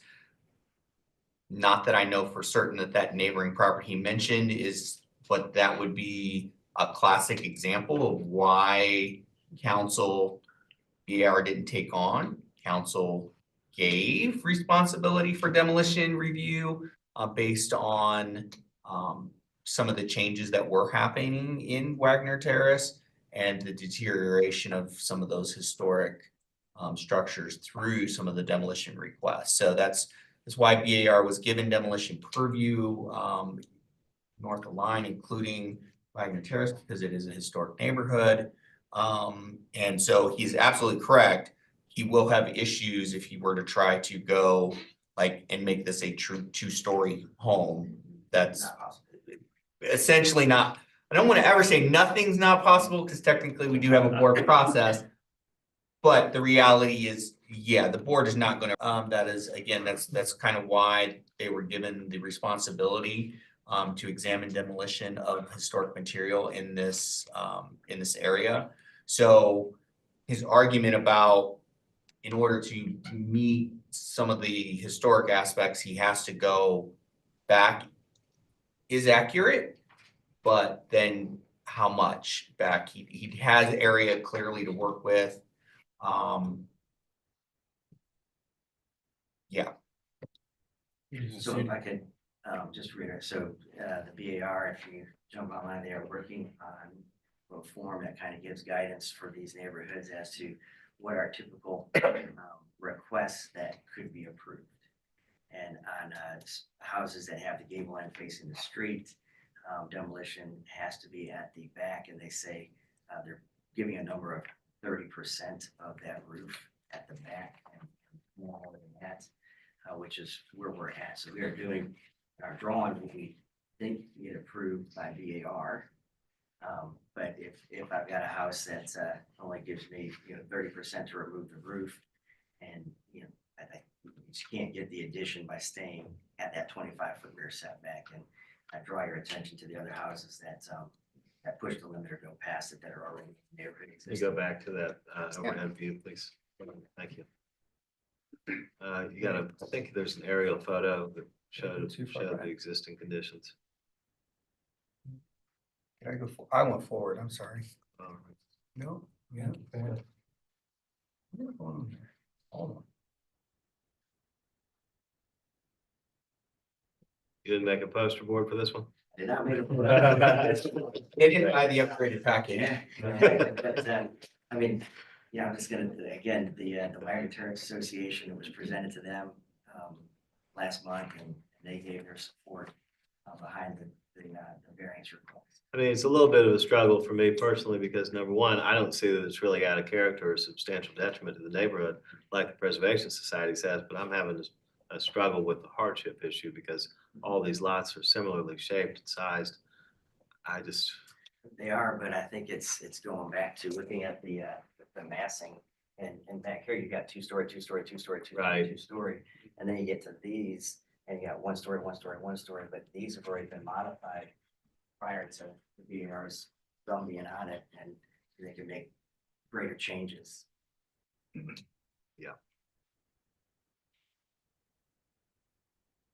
Does the city find it incompatible with the properties?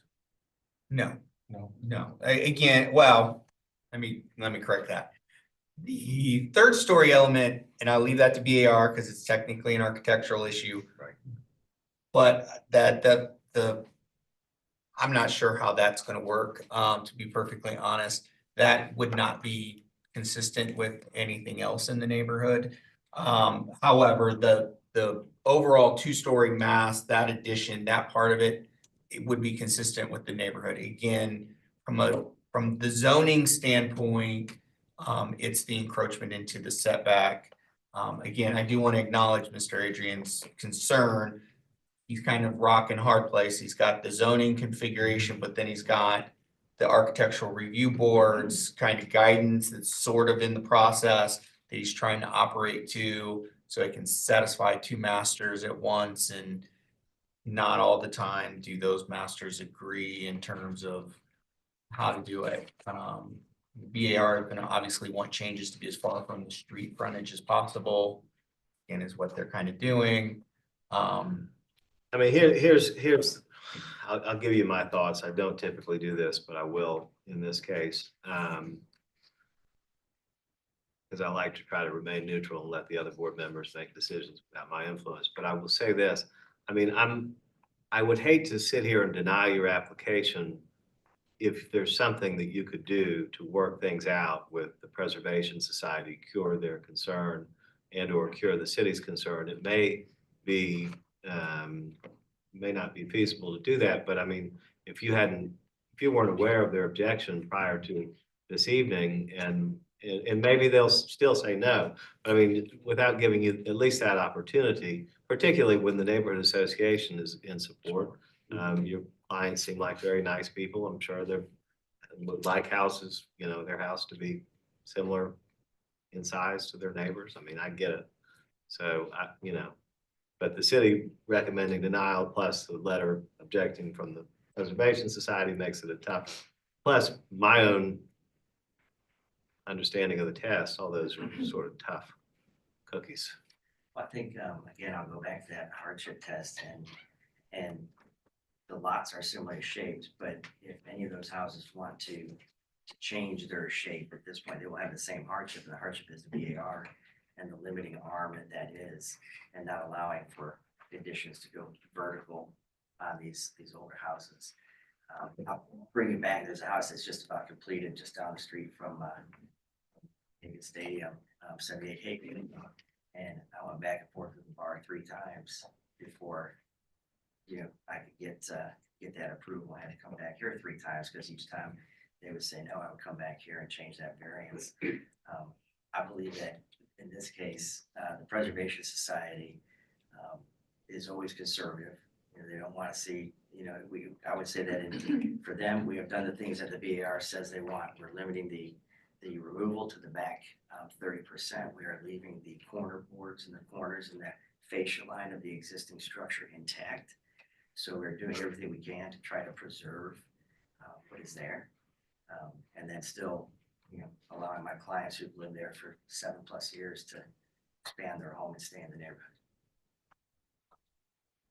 So I'll share my two thoughts. I'm sort of looking at the requirements of granting a variance, the hardship test, and I'm not seeing all the items being met. And much like the city's position, I think the two that I'm having a hard time with, the conditions do not generally apply to other property in the vicinity, and then because of these conditions, the application of the ordinance would effectively prohibit or unreasonably restrict the utilization. And I don't believe that that's the case. I'm looking at the floor plan especially on the second floor where it's perhaps most critical, and I don't believe that a reduction in that bedroom by a few feet and the rest of the bathroom as well would be an unreasonable restriction.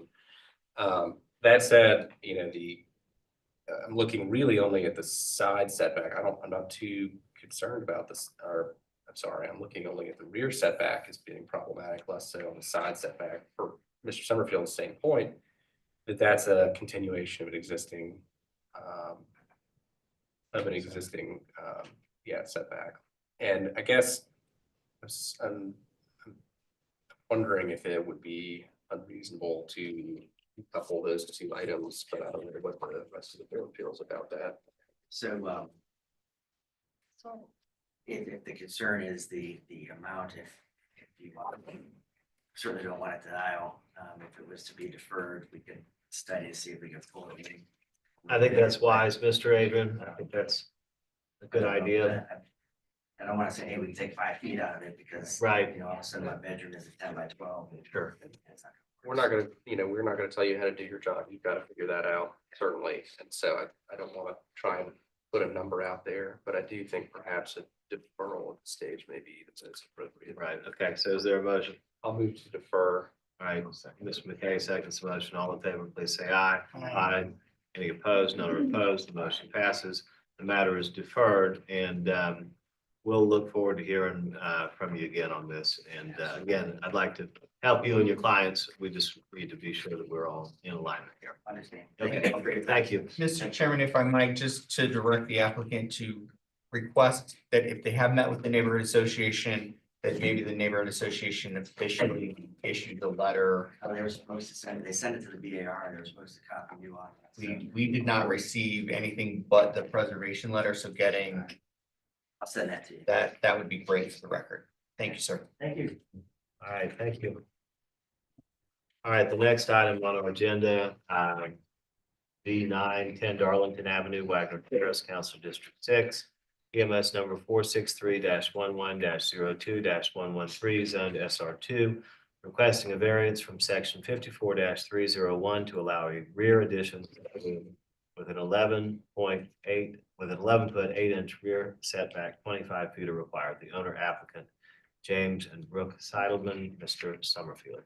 Mr. Chairman, members of the board, so you can see the property here again. This is in the Wagner Terrace neighborhood. It is a mid-block, sort of a mid-block, maybe short of mid-block lot. As you can see, kind of on the footprint from the GIS map, generally speaking, it's in line with the other properties on this street frontage and on the block. Here's the aerial, so you can kind of see the actual buildings that are placed on it. Similar to the last application, again, the request is not it's not extensive, but again, we couldn't get to the hardship on this, especially since, again, I'm not an architect, so I can't speak to design elements, but it felt like there was more room in the back that they had to play with, that they could have used instead of encroaching into the rear setback with the proposed addition. That obviously would affect the windows and other things on this. But it felt like there was still, in order to get that square footage, maybe there was an alternative way for them to do that without impacting the setback. This project did receive letters of support from the neighboring properties. So they do have some support from 8A Darlington and 16 Darlington as well. So we do have some neighborhood support for this. But staff, because again, it felt like they could accomplish this maybe with a slightly different design that didn't encroach into the setback. I could not find the hardship for that when we did our staff analysis, and staff unfortunately has to recommend denial. All right, thank you, Robert. Do we have anybody here in opposition to the application for 10 Darlington? Anyone Yes. in opposition? Hi, sorry, not in opposition. Okay, all right. Anybody in opposition? Nobody in opposition? All right, now you're on. All right, thank you. I just wanted to correct. Come on up. Yeah, thank you. And please go ahead and state your name and address for the record, please. Yes, my name is Chris Jaros, Jaros. I'm one of the two owners of the home with my wife, Brooke Seidelman. It was misprinted on the application, so I just wanted to clarify that for the record. And then actually, I was going to ask our builder to come please speak with respect to some of the issues, but one of the things I did want to note, just for the record, I know you said there were two letters. There's a third letter from the rear adjacent property as well in support. You know, we're a small family, we're growing, our children are approaching an older age. We're trying to create slightly more square footage in the house without creating any sort of impact from the street, as minimal of an impact on the yard and the home as we possibly can. And so we were requesting just to build a small sunroom that would come off on just the back adjacent portion of the home. So if I could hand over. Please. Sure.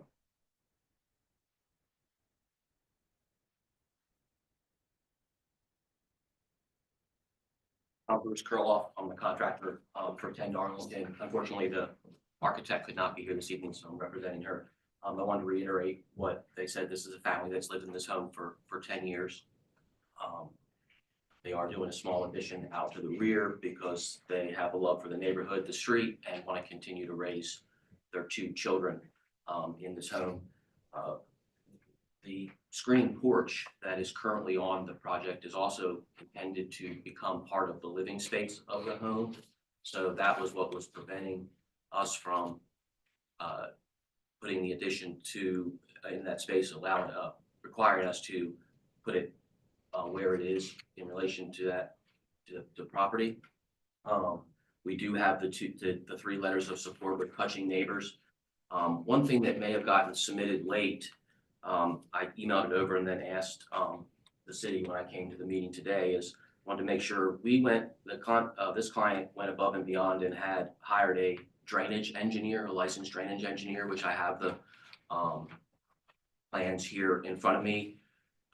Understanding that we were increasing the impervious surface, they went above and beyond and came up with a comprehensive drainage plan that I'm happy to submit if it wasn't passed around, that would pick up the drainage that would be then placed on the property, therefore not impacting, minimizing the impact of neighbors.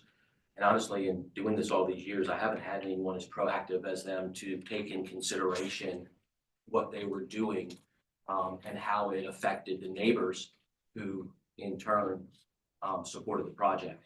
I think unlike some of the other things I've seen tonight, I feel a massing of this project being in the rear, it's in no way going to be seen from the front of the property. And I feel that based on the minimal amount of 195 square feet that they're asking for, coupled with the fact that they went above and beyond to take a look at what could be a potential impact of water to their neighbors, through a licensed drainage engineer speaks volumes of the character of these clients. Thank you very much. Anybody have any questions? Well, the builder's here.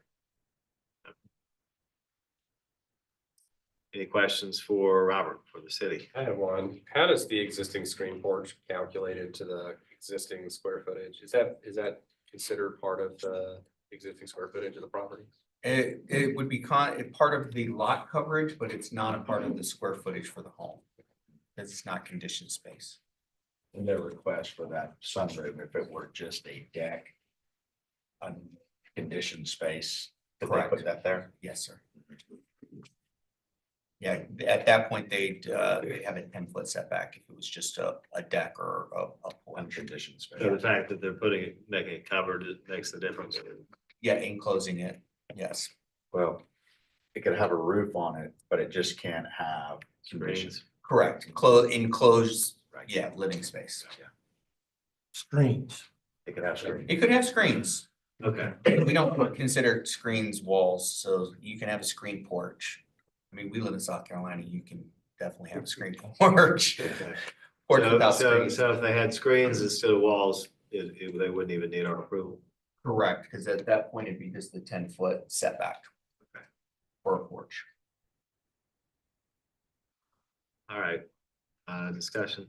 Well, similar to the prior, I'm really considering this as in the hardship context, and I don't see the loss of utility. Certainly there's a reasonable alternative to screen that instead of enclose it. Or even to reconfigure it, with the existing porch being taken out and then filled as interior space. I think maybe to the city's credit, the staff has kind of looked at it pretty closely, and I tend to agree. I think there's an alternate approach that would avoid impacting the setback, or there's several different ways I think you could address the added square footage without requiring the variance. Could we talk with the builder again for a second? Could I, Robert, could you take it back to what we were just looking at? Yeah, the floor plans? Yeah. Is there a reason why that couldn't be just shifted horizontally from vertically? You know what I'm saying? Are you saying turn this? Yeah, yeah, or the other way, whatever. Yes. Unfortunately, with the architect not being here, I mean, I think anything can certainly be done. For sure, it would be a matter of the owners and the applicants of, agreeing to wanting to look at an alternative option that didn't impact the setback is great.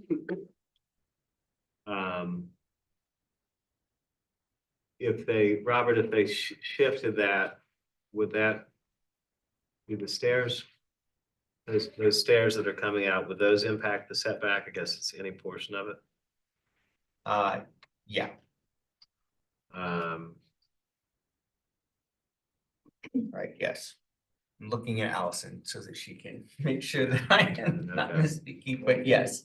I think if you turn that structure based on the current width, from fireplace to doors, it's going to exceed the Okay, setback. okay. I think that's true. I'm The stairs would also obviously need to exit. Yeah, my question is maybe the one you were just asking is whether the stairs, if for example, you rotated it, would the stairs count into that setback going to the rear? The stairs would, yes. Stairs would, okay. Yes. So really, it's the full width, not just the width of that section, but including the stairs. It's considered. Right, and again, from a staff perspective, it felt like, again, they are kind of tight back there when they do the addition that would take in where the current screen porch is. But maybe the request would be greatly diminished if they were to look at a different configuration, and again, maybe a smaller footprint would. I think they've actually already taken off the fireplace. I think that was one of the discussions we had was the elevations don't actually show a fireplace, but the floor plans seem to indicate one, so I think we were trying to get some clarity around that. I would look to the applicants like that. So again, that might not even be a consideration in turning it. I apologize. Craig was doing those communications, and unfortunately he got called on military service. So Robert, what's the difference between a denial and deferral? So deferral just means that the question will still come back. Denial of the application would have a kind of a short cooling off period before they would come back with substantially the same request. So if you would like them to defer it to study to see if there's any adjustments that could be made, provided those adjustments didn't result in a notice that would be more extreme than what was previously posted, that item can come back as a deferral and not a new application. And that'd be a couple of weeks. It could be a couple weeks or it could be a month, depending on how long And did the the city, applicant's team needed to study it. did the city communicate with the owners that it was not going to be supporting this application? We did not receive that. I was gonna say probably not, no. Okay. I asked prior and I was told that wasn't given that information. Okay, all right, well then, I think a deferral would be appropriate for the owners to continue to work with the city, particularly if they didn't have notice that the city was gonna take a position against them. Yeah. All right, Mr. Make McKay, that. yeah, Ms. Richards makes the motion to defer, Mr. McKay seconds the motion, all in favor, please say aye. Aye. Any opposed? None are opposed. So hopefully we can get something worked out and we'll see you again in a couple of weeks. Okay, Thank you. thank you. All right. Next item on our agenda is B10, 10 Middleton Place, Wagner Terrace, Council District 6, TMS number 463-11-04-079, zoned SR2, requesting a variance from section 54-301 to allow a rear addition screen porch with a 6-foot rear setback, 25 feet are required. The owner applicant Joel and Stacy Sayer. Mr. Summerfield. Mr. Chairman, members of the board, so again, you see, we have another property here in Wagner Terrace. You can see this one is on a relatively short street, Middleton Place. One of these days I'll learn how to speak. At any rate, you can kind of see how this lot is an oddly shaped lot in that it is relatively narrow towards the front, leading to where the house is placed. The house is placed essentially right on the property line. These aerials always have a little bit of a fudge factor. And then they have a pretty substantial, what amounts to a side yard. Here you can see it in the aerial where, again, their neighbor, the neighboring property pretty much takes up its whole lot. Their house is relatively narrow at the end. This proposal is to put a new screen porch in the rear of the property. Again, they could have it to within 10 feet of the setback, not 6 feet. Similar with as we discussed with the last application, they do have a fair amount of space in the side yard that maybe they could have brought something out versus a screen porch. I get it. I mean, it's more convenient, obviously, to have your screen porch and what have you immediately adjacent to the back of the house like that. But they do have some additional property they could have worked with. And so we couldn't get, while the lot is irregularly shaped, and therefore, and in this neighborhood, there is no real consistency in terms of how lots have been developed. There's a little bit there on the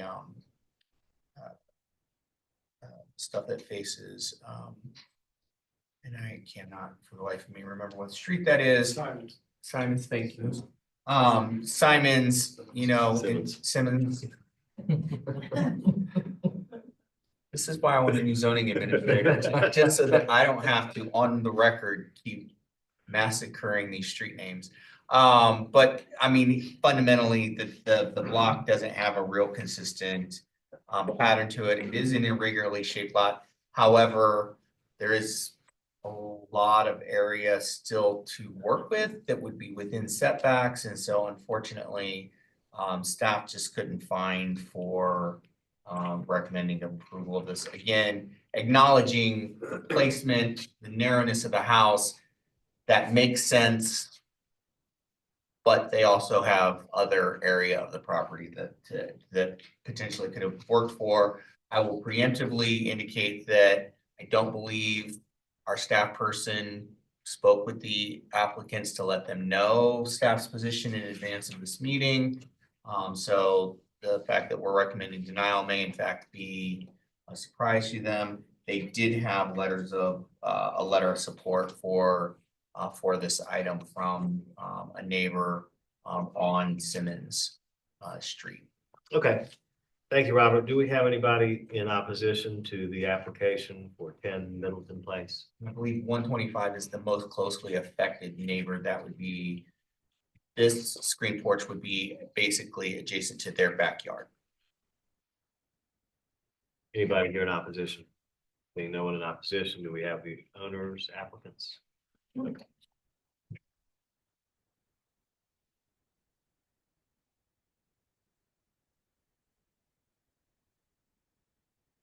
Joel Sarah, 10 Milton Place. I just want to thank you for allowing me to come in front of the board today. So in the opposition to 125, that was the letter of support. That was given to me. Support. Yeah, so if you go back to the overhead shot. So I'm not sure, I'm sure you guys are aware of what kind of this area is. So this used to be a what is it? A creek. So all the water starts over here, washes right through. So I have videos I can show you, just water 6-8 inches just going through our yard, going here into the street, and then just continues to go. So putting stuff over here on the right hand side of the lot, just we'd have to have it up anyway. We'd have to step up on it, or I mean, it just, we talked to the architect, he said it would just make more sense to put it on the back of the house. We do have 2 large trees right here. There is I think it's a pecan tree. It's about 25, 28 feet tall. So if we did want to do something, we'd have to cut that tree down. Is there any other questions? Questions for the owner? Yeah, so that tree is approximately about right here. So if we did want to do something, we'd have to, it'd have to be up off the ground. And then we'd have to redo these stairs possibly. The architect's not here, but we just want to add, we currently have a deck right here. We just want to extend the deck a little bit and then just put a screened-in porch. We just want a place to hang out outside without the pterodactyl mosquitoes and that's eating us alive. And yeah, we just want a place outside we can enjoy the weather while it's raining or fall and spring out. It'd just be hard to put it on the right-hand side with all the foliage and the trees that we'd have to cut down. Yeah. Pamela O'Kelly, 104 Mary Ellen Drive, for the Sayers. Some history of this property I think is important. Can you go back to, keep going, one more? So the house is here. They had to get a variance to build this house, as you can tell, because it's a fairly new construction. It's on the property line. So it already violates setbacks. So this is a hat on a hat situation. It's a variance on top of a variance. Again, no opposition from anybody. Heard for the first time all of 3 minutes ago that the city was opposed to this. So again, I don't think it's gonna affect any of the property owners. There is some hardship here because the property, again, every time I live close to here, every time it rains, Simmons Street becomes the creek that it always was. Especially Simmons and Rutledge, which is just over this way. So there is some hardship here. This would not affect the other property owners. It's a simple extension of what's the deck, and you all just were debating, talking about, hey, put on a screen, you don't really need us. But for the fact this house had to be built where it's built, we wouldn't be here. And I just wanted to also say that the current deck is off the ground, so we'd just be extending that off that current deck, which is currently 6 to 8 feet off the ground. So there really wouldn't be any issues underneath. We'd probably just, put some permeable rock under it, which is currently under it right now. Okay, thank you. Do anybody have any questions for the owner or owner's lawyer? Does water settle on that side when it rains? or So, does it settle? so just like Kyle Place, once Rutledge fills up, Kyle Place fills up, and then Milton Place fills up. I have pictures on my phone I can show you. Just in this street alone, the water goes above my knee. So, but we're blessed that our house is about 8 feet up.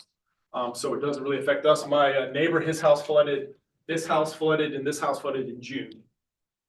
So if we're gonna put anything on the ground right here, water flows literally through our yard. You can see it looks really like a river. So for us to put something over here, it doesn't make sense. It'd have to be lifted for us to even do anything. All right, so thank you, Mr. Sayre. Any questions for the city or Robert? I have one, maybe. I'm just trying to get clarification on the setback lines and where they're currently located, because it's not entirely clear to me. I understand that there's 25-foot setback on the rear, which based on the siting of the existing house would imply that it's already up against that 25-foot mark and maybe encroaches slightly. Yeah, unfortunately, we did not get our normal plan set, so I don't have all those. Mr. Kelly looked like he knows. Yeah, you're correct, Mr. Bennett. It already is violating that setback by virtue of the original variance for the house to be built where it is. Okay, Does that violated the rear, Correct. certainly the Rear as side. well, the The rear, side. and obviously the side, Yeah. as you can see, that's the property line. I guess I'm sort of looking at what one might consider as alternate deck placements, and I think just weird irregularity of this property, I'm kind of, it's really not a good, if you come straight down to the south, essentially cutting all over the yard. Yeah. And unlike these other two that we've just heard, it sounds like there are physical characteristics there in the lot, including the drainage that. And this is, I think, one of the few flag shaped or P shaped lots left on the peninsula too, so it's unique in that characteristic. I'm very familiar with that area. It does flood out pretty bad. So you could not put anything in an area that's gonna have that kind of water in it. It has considerable amount. All right, further discussion? Do I hear a motion? I'll make a motion.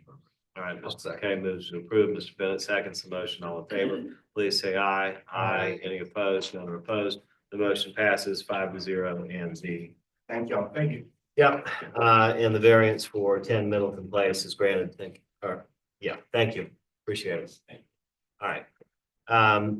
Next item on our agenda, be 1113 Trumbo Street, Charleston Village, Council District 8, TMS number 457-12-01-021, Zone DR1F. Requesting a variance from section 54-301 to allow a new single-family residence with a 3-foot front setback, 25 feet are required, and a 12-foot total side setback, 15 feet are required. The owner is Cozy 13 Trumbo Street LLC. The applicant is Julie O'Connor. Mr. Summerfield. Mr. Chairman, members of the board, so you can see the property here on Trumbo Street. Again, it's sort of mid-block, east of Rutledge Avenue. You can see this is again, odd shaped lot in that it is almost perfectly square. It's not, again, normally lots are narrower and longer. You have and typically that's how Charleston works, as you can see on most of the rest of this block. But this lot in particular is pretty much a square block.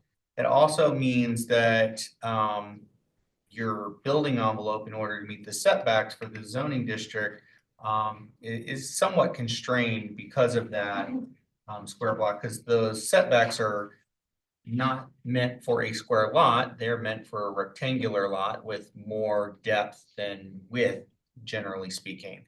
And so the proposed home, and this is the team will correct me, I believe it's a completely new home. This is not a remodel. This is not an expansion. This is a new home on this lot.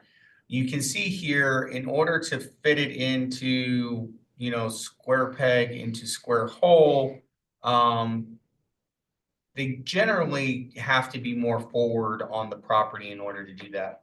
They are constrained by an existing grand tree on the property. They have responded to that tree with the modifications that they've made to the architecture.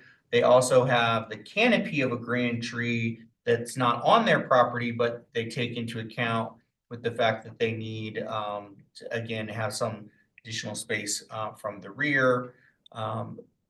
This is, you can also see, I think in this picture here, many of the properties on Trumbo are at the at the front. This site is kind of far back, but even the side setback from, I don't know why our map is doing this weird shadowing, but with Makes it even harder. yeah, Trapman Street. But the old footprint for the old house was actually pretty set back. Now, 15 Trumbo is set back, but most of Trumbo, particularly if you look on the other side of the street, is really at a essentially a 0 front setback. So Again, all that is to say, because the site is of a unique situation, the hardship of the lot configuration and just the setback requirements for a lot and this not really being shaped like you would normally have, they're not proposing anything really, there's not the butler's house and everything else in this. This is a relatively modest, conforming to kind of more modern standards, built up as you must do. So you can see the ground floor really is the garage and some storage because you gotta address your elevation controls for FEMA and what have you. So again, because it's built up, it looks bigger than it really is. It's helping conserve an existing tree canopies on the lot. Staff is recommending approval of this variance request. And they do have letters of support for this request as well. All right, thank you, Robert. Do we have anybody here in opposition to the application for 13 Trumbo? All right, seeing no one in opposition, owner applicant. Yes, come on up. Or you don't have to if you don't want to. You're just smiling, waving, so that's fine. The architect for this project who's representing it has laryngitis, cannot speak, so she brought her assistant who is not as familiar with our processes. So if we can go very easy on her, that would be awesome. I see. Okay, got it. Questions for the city, questions for the applicant?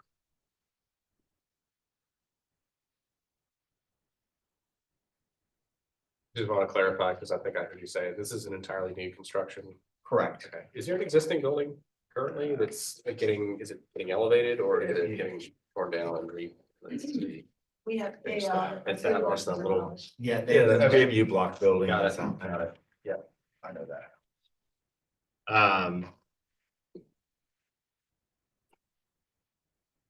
And I assume that the existing structure would not meet the front setback It either. does not. Okay. Robert, if you go to that, where they have the pictures of all the houses on elevation. There you go, just that little 20 feet or left-hand corner for you to those. Yeah, that's it. You look across the street and all those properties are 0 feet to the front. Yeah, and that's what I'm wondering. I don't understand that there's a 25-foot front setback. I get when all these houses have 0 setback. Doesn't make sense to me. Anyway, yeah, okay. All right, any other questions, discussion? All right,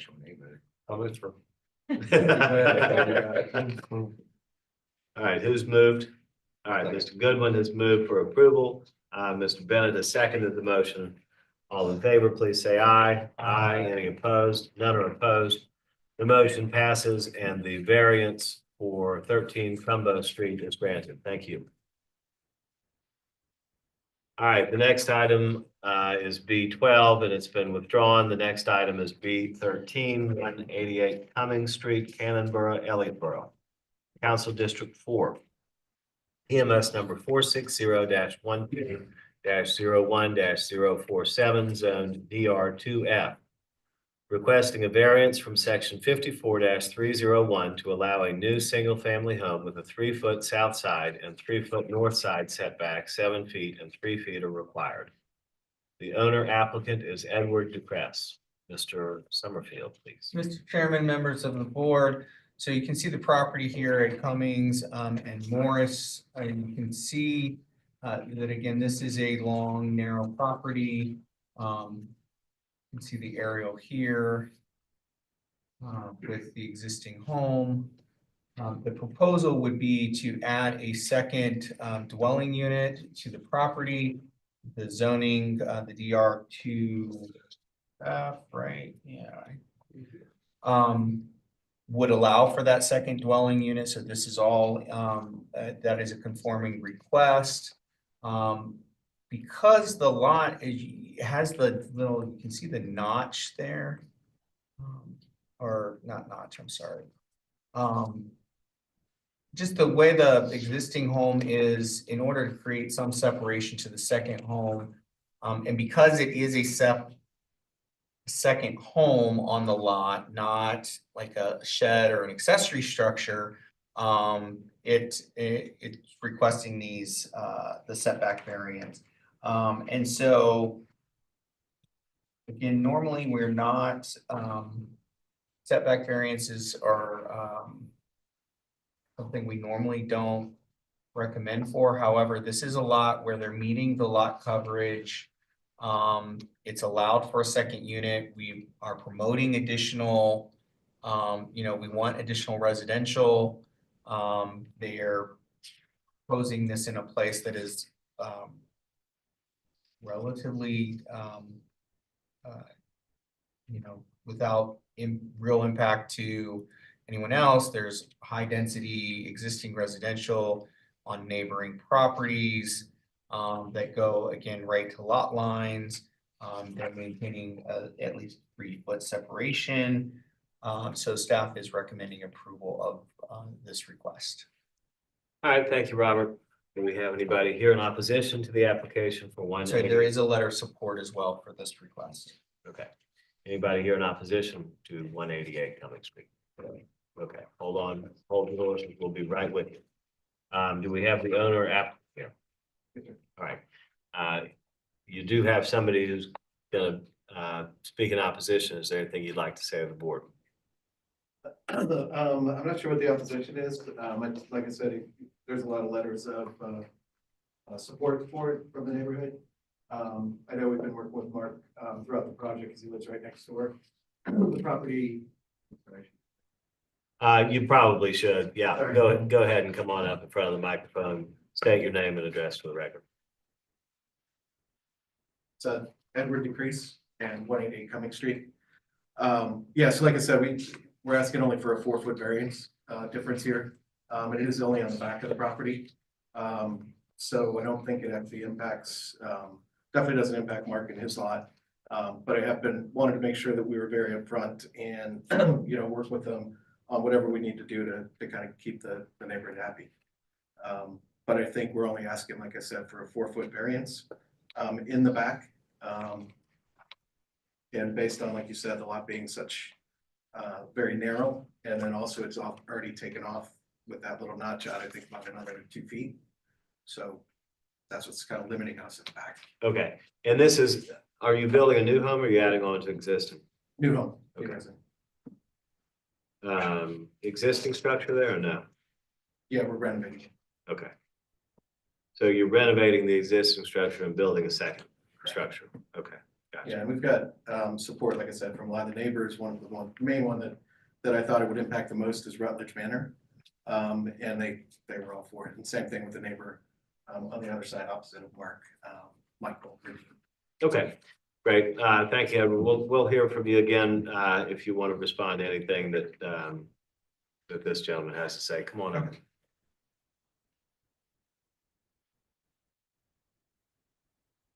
And please state your name and address for the record, sir. My name is Mark Morris, and I own 190 Cummings Street, which I have for 29 years. And this property used to belong to Mr. Walter Smalls. And this house now has 6 bedrooms and 6 bathrooms. If you'll go back and look at what his application said, he has completely desecrated this house. He does not have room in the back to build that house. He will have 0 parking. That means that property will have 9 bedrooms and no parking. When I redid my house, is next to the cemetery. I had to follow every piece of what the rules were. He covered up the windows and did not remove them. He just stuck boards in them. He totally bastardized that house. And nobody came and stopped him. There were no permits in that house. And when I did my house, they stopped me on Christmas Eve and had somebody come and made me move my spindles on my piazza at 11 o'clock and told me I couldn't get my CO. And I had to go get 3 winos. This is in 1985. To move my spindles on my porch and came back at 3 o'clock and gave me my CO. And he's done none of that. He's got no permits. If you'll ride by there and see where the boards are just stuck in where the windows are, and none of the window frames are taken out. And that's not the way we treat a house that was built in 1857. And the same family has been living there since that house was built. It's been passed down through the family. And it's not been treated with any respect whatsoever. And that's why I oppose. If he had some respect for the house, I wouldn't say a word, but he hasn't had any respect for it. He has no parking whatsoever.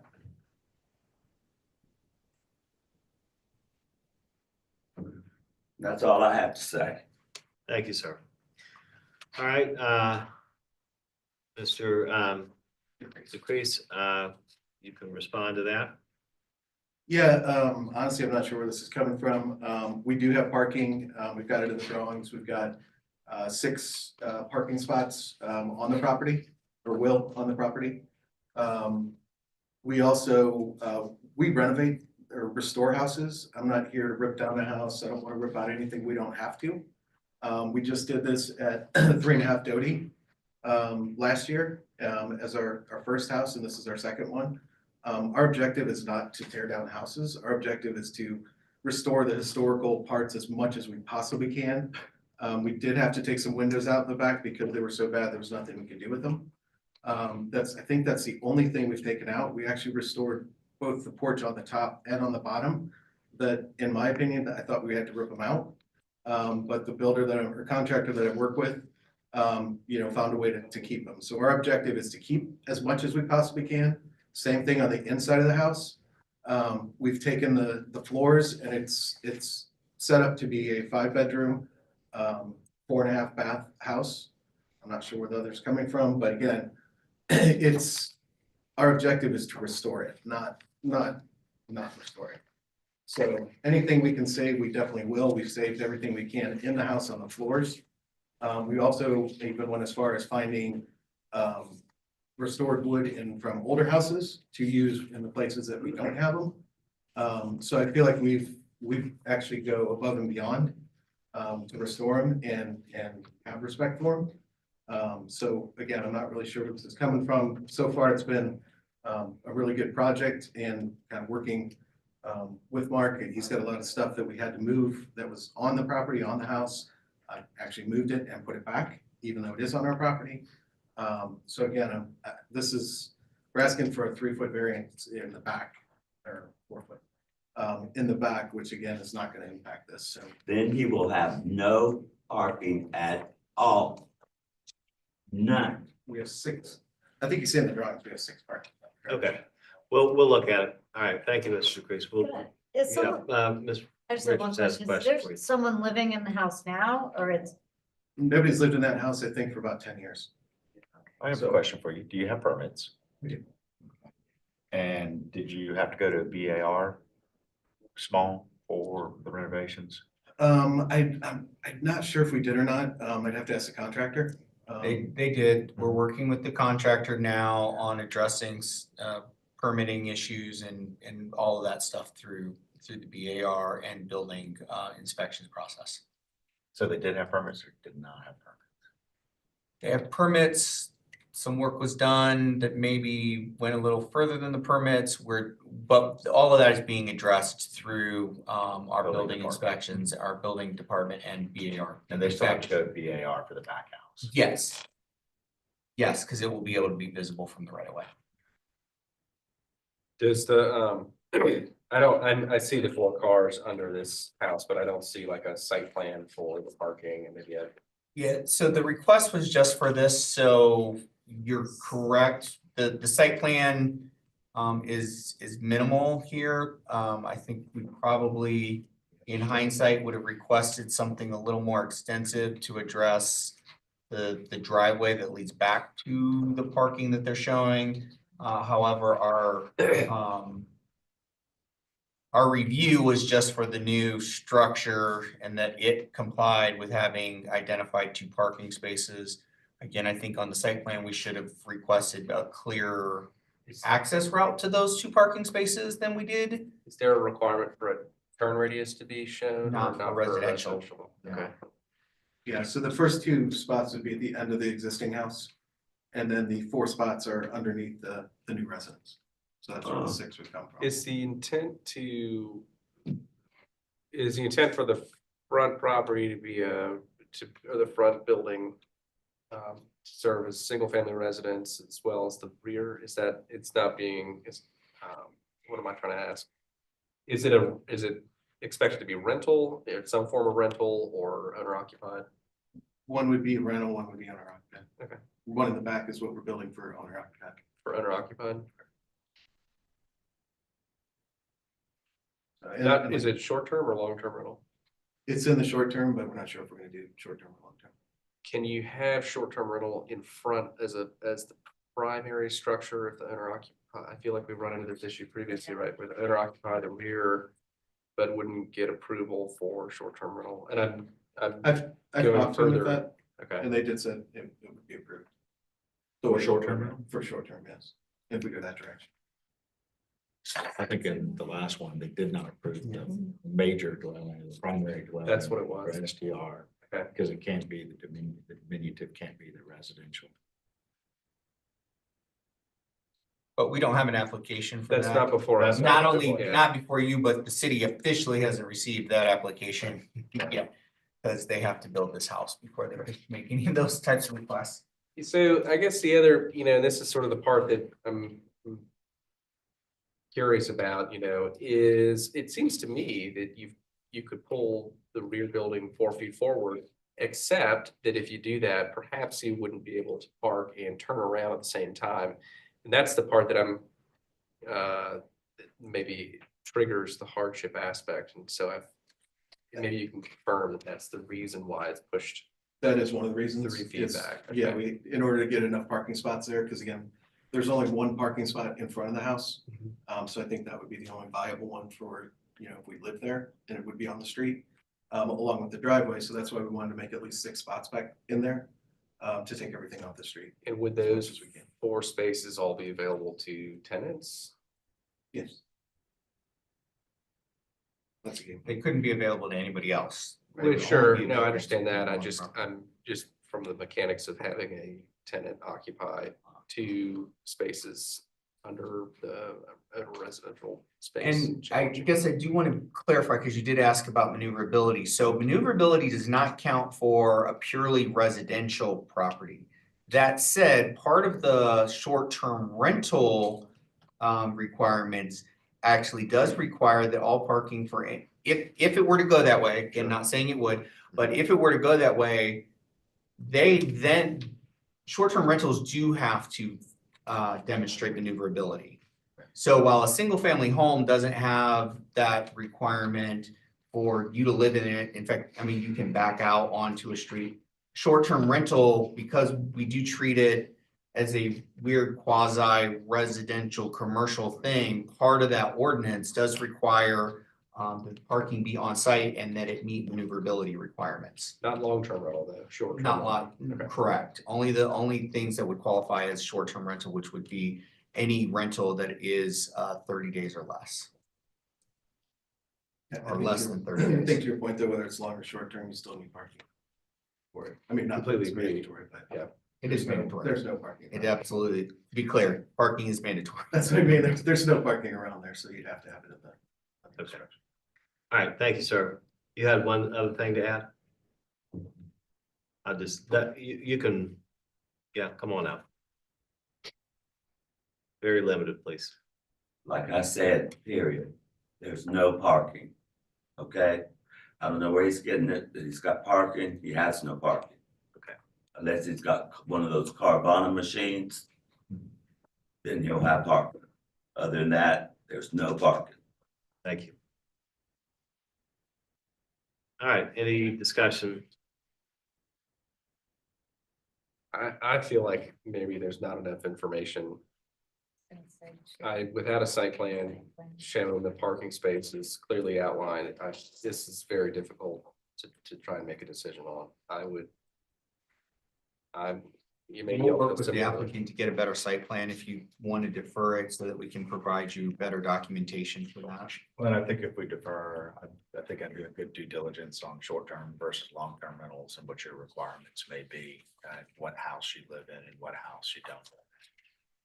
Yeah, again, the site plan, I know that's maybe not as detailed as where the first two, but it did have where the other 4 parking spots were. Okay. So it does have where all the parking spots would All 6? No, be. That's the 4, there's the 4. yeah, that's just a part of a floor plan, though. That's not a site plan. Well, because it sounds like the board is probably going to defer, so we'll follow up with you, and your, whoever drew up the plans to get a better site plan that does a better job of illustrating, the rest of the site. And where this parking that you're identifying in that intervening space would be. And just to get for my clarification, from a defer standpoint, what does that mean? Just means it's on hold. You'll come back in 2 to 4 weeks, depending on how quickly you can update the drawings for us. And we'll get the updated documentation and the board will pick up essentially where they left off. The one advantage being that it would be an item previously heard, so you'd be at the front end of the agenda. Correct. It's just we've had a lot of delays on this, so now we're another month out. And I understand Mr. Morris's concerns, but this is what I've been through with him like 3 or 4 times as part of this project. A lot of, things like this made up. And then when I go over and talk to him about it, all of a sudden everything's fine. So just like the fact that he's got a ton of stuff on the property and I haven't gone there and said, get everything off. We actually removed it, painted everything, put it back. Well, So, Mr. Priest, even with regard to the opposition to this, I have some concerns about the parking as well, especially the narrowness of the lot as you work towards the rear. I'm uncertain how all the cars will fit. That's independent of the comments from the opposition. All right, do we have a motion? I'll move for a deferral. All right, Mr. Bennett moves to defer. Is there a second? Mr. McKay seconds the motion. All in favor, please say aye. Aye. Any opposed? None are opposed. The matter is deferred. Mr. Crease, if you'll work with the city on a little bit more detailed site plan, we can make a decision and move your project forward. Thank you. Robert, I share with you the concern about the pinch points on the corner of the house that you can actually turn a vehicle on those. Yeah, no, I appreciate it. Thank you for your time. Sure. Thank you. All right. Robert, you hear me about the pinch points? Yes, oh, absolutely. As I look a little closer at it on the big screen, I'm noticing there were probably a few things that staff should have had a longer discussion on this item than we did. So my apologies for that. All right, the next item on our agenda, B 109 Magnolia Avenue North Central, Council District 4, TMS number 463-08-01-031, zoned SR2, requesting a special exception from section 54-110 to allow a rear addition and staircase with a 2-foot 6-inch north side setback, 9 feet are required. Requesting a variance from section 54-301 to allow an accessory structure with an 18-foot 1-inch side street setback, 1-foot 2-inch rear setback, and 2-foot south side setback. 25 feet, 25 feet, and 9 feet are required. The owners are Kyle Newman and Abby Farland. The applicant is Arwen Studio, Patrick Works. Mr. Chair, I apologize for the interruption. Would you read in item B14 as being withdrawn by the applicant prior to moving on? Okay, sure. For the record. Yeah, okay. B14 is 1 I Street and it was withdrawn by the applicant. B15. Mr. Chairman, members of the board, so you can see that this is a property that's at the corner of Mount Pleasant Street and Magnolia Avenue. You can see again from the zoning map here, the footprint of the building is takes up a pretty decent chunk of the property. You can see the aerial here, and see the area around this. The proposal, and I'm going to do some zooming in here as a part of my presentation. So the existing property has some pretty substantial decking that is a part of it. That already kind of is in those setbacks. It kind of, again, this goes back to the conversation we've been having earlier about if it was a porch, it would be able to do this, but because it's got enclosed space, it can't, that kind of thing. So you can see the property again has kind of an existing extensive decking. The proposal would remove that decking and add this addition. It would also do this proposed garage towards the rear. Again, where we're now getting setbacks, and unfortunately my thing is saying I've got a connection issue. So hopefully stuff still moves. Again, there's an existing carport back there that they would now be taking down and converting into an actual garage. So again, this is not an area that's not already had a structure on it, structure for the purpose of storing an automobile. The decking is, like I said, was pretty extensive. The proposal will take that decking, which again had some roofing elements as well, and the carport, remove those, do an addition to the home that really won't be visible from the front of the property, which again is generally our preferred take when you're doing an addition to the home, is that it can't be seen from the front. And then building a actual garage structure in the back. Again, given the existing layout of the site, the existing kind of impacts to the site from the built components, yes, they are asking for some setbacks. As written, they do seem like a lot, but given again the way the current site configuration works and what the proposed requests were, staff actually is in support of this request. We did not receive any letters of opposition or any letters of support related to this application. All right, thank you, Robert. Do we have anybody here in opposition to 109 Magnolia Avenue? All right, seeing no one, Ms. Orton, anything you'd like to say to the board?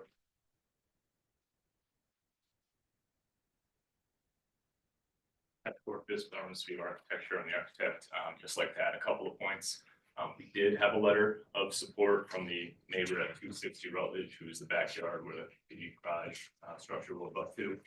It's Allison Forbes, and I believe she sent the letter directly to Fred via email. So Okay. maybe No, well, unfortunately he's been called to military service, so he's been out for the last week and a half.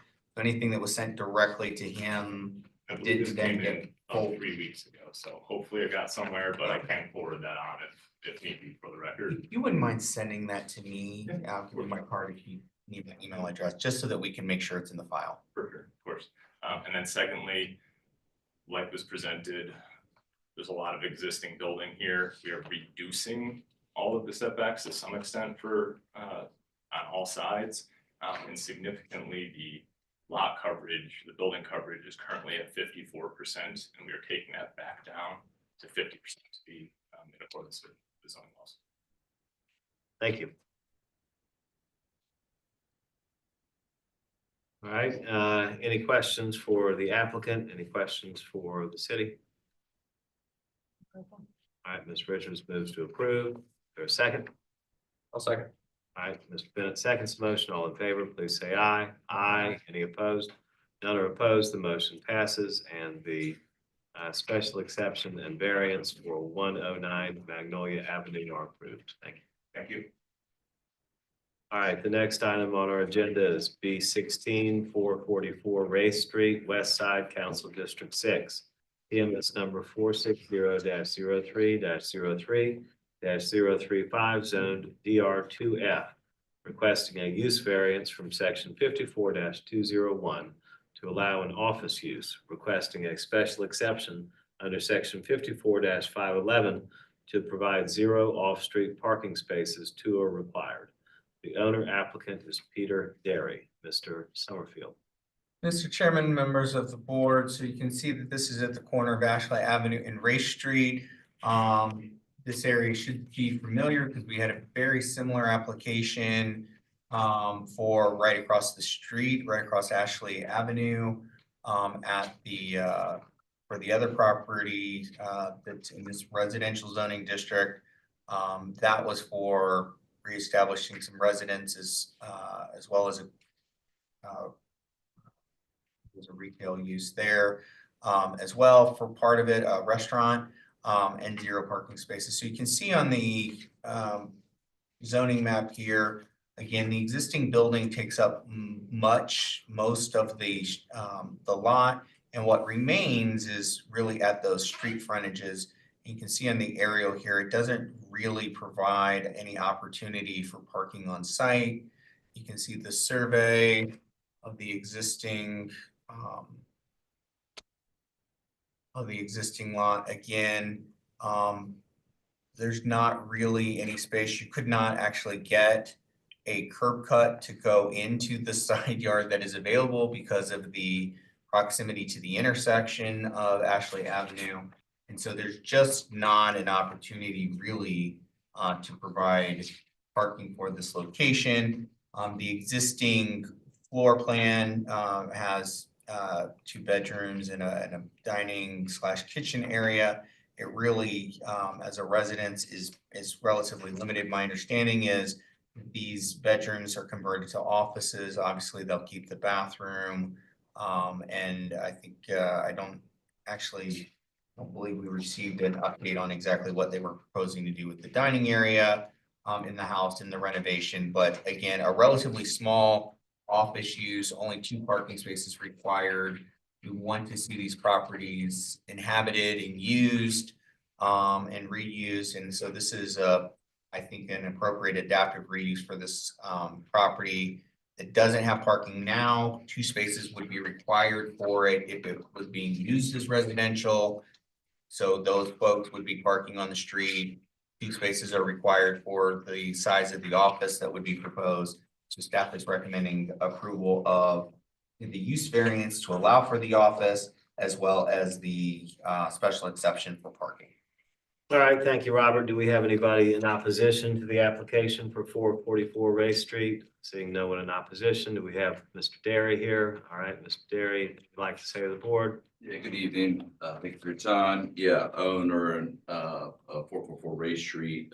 And yeah, due to its location on the corner of Ashley and Race Street being a busy intersection, it doesn't lend itself well to residential usage. Plus, if you go back, you can see that the lot was actually cut in half previous to our ownership. So the rest of the lots on the block are full size, but ours is just that part. So there's nowhere to go with the property to, do anything else to make it larger or whatnot. And it is a historic freedman's cottage, and I do believe in preserving the city. So I think given that, it would make a good use case for an office space. Low impact on the neighborhood. We already have, as you mentioned earlier, across the street, I think 247 Rage just got approved with no parking, but 14 parking spaces needed. So a little bit of a difference there. And there's other cases in the neighborhood that would support the same thing for the office space. All right, thank you, Mr. Derry. Anybody have any questions for the owner? I just have one. Have you reached out to the neighborhood to kind of get their commentary? And I ask only because use variance requires a slightly higher threshold for the board, and I just want to make sure that the neighborhood has an opportunity or has had an opportunity. No, I did not speak to the neighborhood about this. I haven't been to a West Side meeting in quite a while, but happy to do that if that's what we need to do. But no, I've not reached out to them yet. I'm not sure that an office is really a more intensive use than a residence. I'm not sure that it is either. Yeah. I just want to make sure that. Yeah, I hear you.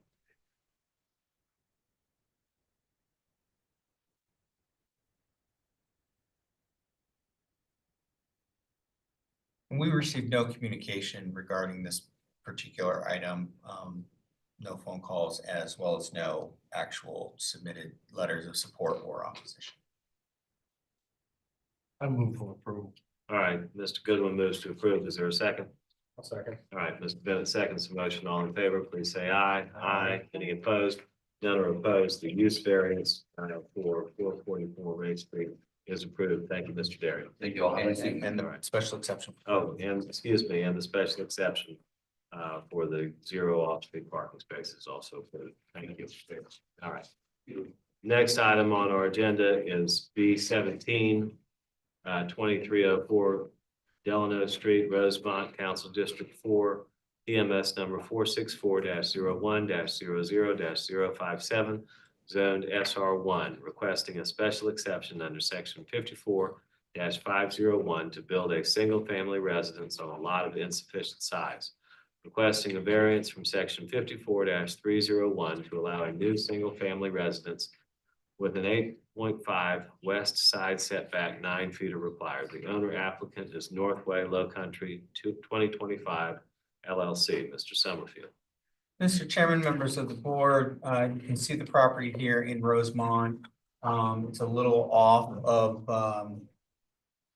Austin Avenue here on Delano Street. And the request is to build a new home, as you can see in the aerial. So at one point, there was a structure there, as you can see with the footprint from the zoning map. It's a vacant lot. Now, the proposal would be, and you can kind of see here, the proposal would be to build a new single-family home. You can see the kind of prototypical type home, I would guess here, that they would be proposing to build on this lot. Again, the request before you, this home is what they're proposing, but the variance just would allow for a slight encroachment into the setback. Again, because this is satisfying the city's goal of increasing housing in existing residential districts. The lot is vacant and we want to see a new home built there. We're recommending approval of the special exception for the lot of insufficient size because again, it is an existing single-family residential lot that has previously held a home. The setback request is just a half a foot, which seems relatively innocuous in this case, given again that the lot is a lot of insufficient size. They're meeting lot coverage issues, they're meeting parking, they're meeting everything else, and just knowing that sometimes trying to build a modern home on a lot of insufficient size because it's a smaller lot and meet all those other requirements can be very hard. The half a foot deviation is not very substantive from the standpoint of the zoning team. So we are recommending for the special exception, we are recommending for the variance, and they did receive letters of support from neighbors on, I believe it was on the side that is most affected by technically the request for the variance at 308 Delano. They also had support from other neighbors in the on the block. Okay. We don't have any opposition for 2304 Delano, do we? All right, no. So we've got the owner applicant here. Anything you'd like to say to the board? Chris Ramsey with Northway Low Country. I'm here just to ask any questions that you might have for us.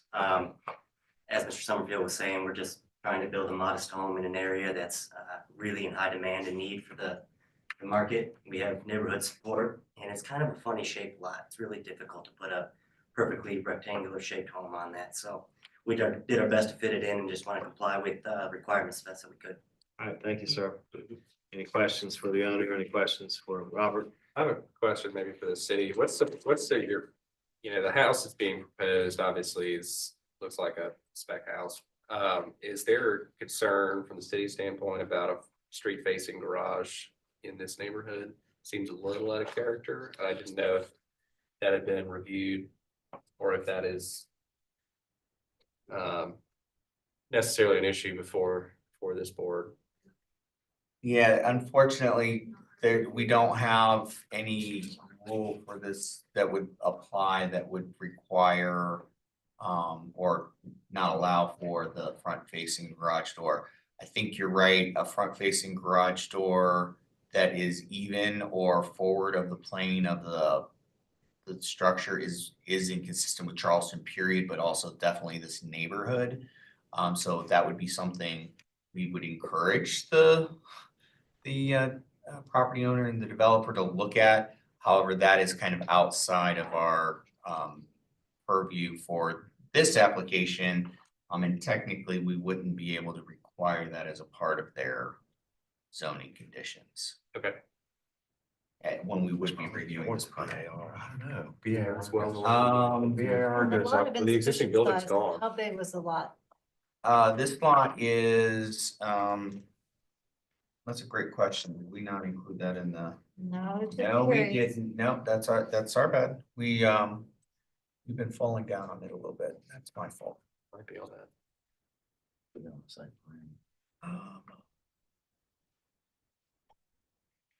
Fortunately, that's unusual. Is it the top of that site plan? I can probably get this for you, really.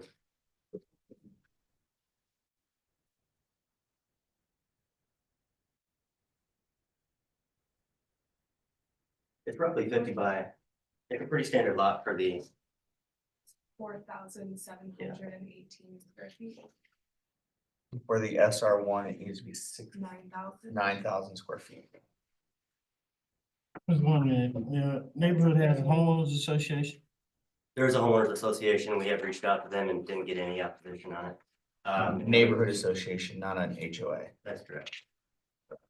This one. And previously, when the past home was there, the setback requirements were 7 feet on each side. And then that goes back, I think that there's 3-year period and we're just beyond that. So that defaulted back to the 9-foot requirements. Yes. On this, so it made it a little bit more difficult for us in planning. And our business model is we want to provide affordable and reasonable housing for the community, which is much in demand and needed. So it's really difficult to come up with really custom product and plan for this type of price point that we're going to be operating within. Robert, can you go back there again, if you don't mind? The lot's currently serving as a junkyard. Yeah.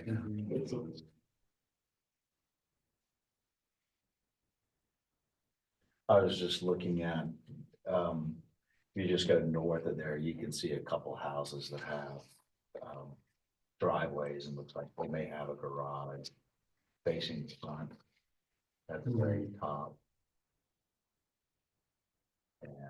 Yeah, and again, this is what I was referring Yeah, to. So those garage faces are set back from the front of. Well, That's when you get up by the chemical plant. well, those are elevated too, so. Those you are can go elevated as well. underneath. Yeah, I guess, you know, maybe to your point, Mr. Summerfield, a request that the applicant take serious consideration in how that could be mitigated is probably the best word. Yeah. I have some concerns about the lot size and neighborhood association. I do think that there should be something from the neighborhood association, conversations or something to be had to kind of give support to building on a lot that's half the size of the requirement, less than half the size of the requirement. Yeah, larger than most of it's adjacent. Yeah, I was gonna say, so again, this is a neighborhood where, I mean, this is Rosemont, so that's a, you know, essentially a settlement community, very similar to a lot of the conversations we've been having about Maryville, Ashleyville area, where we have this older area that it was plotted at a very different time and place than now, particularly many times before the, you know, the prevalence of automobiles is a part of our, you know, considerations. But then we applied the SR1 zoning to it, to the applicant's point of a moment ago. had they rebuilt on this lot within 3 years of when the previous structure went down, they actually could have built back to this footprint, which would have been, not only would it have not have required to come back to this board for the lot of insufficient size, it also would not have had to come back to the board for the setback issue because the previous home was already non-conforming as to that. So as long as they weren't exacerbating that situation, they would have actually been able to build back within the, essentially the footprint of the previous structure had they met the 3-year mark. But unfortunately, as indicated, they didn't. So now they have to meet the SR1 rules, which really aren't designed for lots that were platted well before the SR1 rules were developed. So very similar to the conversations we've been having in Maryville, Ashleyville as well. You know what your flood zone is? I'm not 100% certain right now. Do you know? Okay. I don't, Might be on that site. given where this is at, it's probably not X. It's probably whatever is not X. Yeah. Y'all know what it is? I mean, just because Rosemont is one of those neighborhoods that's very much impacted by tidal flooding. On that So site, on the site plan? you can read anything on here, Yeah, I know. Can we zoom in on it over here? I can zoom, I just don't. I think it's X. They're not required to elevate the home. Okay. Really, it's X? I'm double checking on our GIS. It's a slab house, 4-story slab. Just because we're really just approving setbacks and everything. We're Yeah. not approving design, but I just didn't, Right, and that's why I made the comment to be clear, they have spec'd a prototype, or prototypical home for the lot. But really, you're approving to allow for specifically construct something on the lot of insufficient size. That's the first piece of it. And then if that gets approved, then the variance that would allow slight encroachment into the side setback.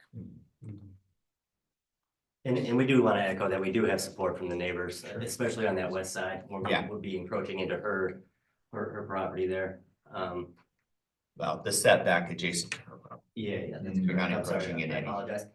Any For other that. property. And we have reached out to the association. They gave us their support as well.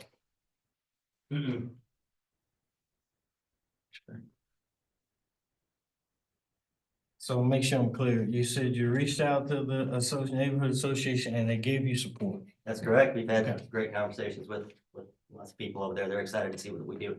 Okay. Apparently it's a junkyard if you were to drive back through there. We've been having some issues with the neighborhood and not really communicating exactly what the improvements are gonna be, kind of what the approach is, whether it is gonna be a detriment to the character of the district, even though they see the district as one thing, other people see the district as another thing. So communication and cooperation with the neighborhood associations, HOAs, would be important.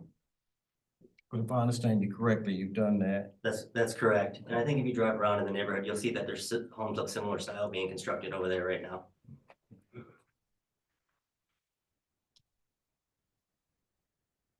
Any further discussion? Or motion? I'll make a motion for approval of the special exception of the variance. All right, there's a motion to approve. I'll second that. Mr. McKay seconds the motion. All in favor, please say aye. Aye. Any opposed? One is opposed. The motion carries by a vote of 4-1. And the variance and the special exception are approved. Thank you. Thank you very much. I appreciate all of your time. All right, the next and last item on our agenda. E18, 21 Francis Street, North Central, Council District 4.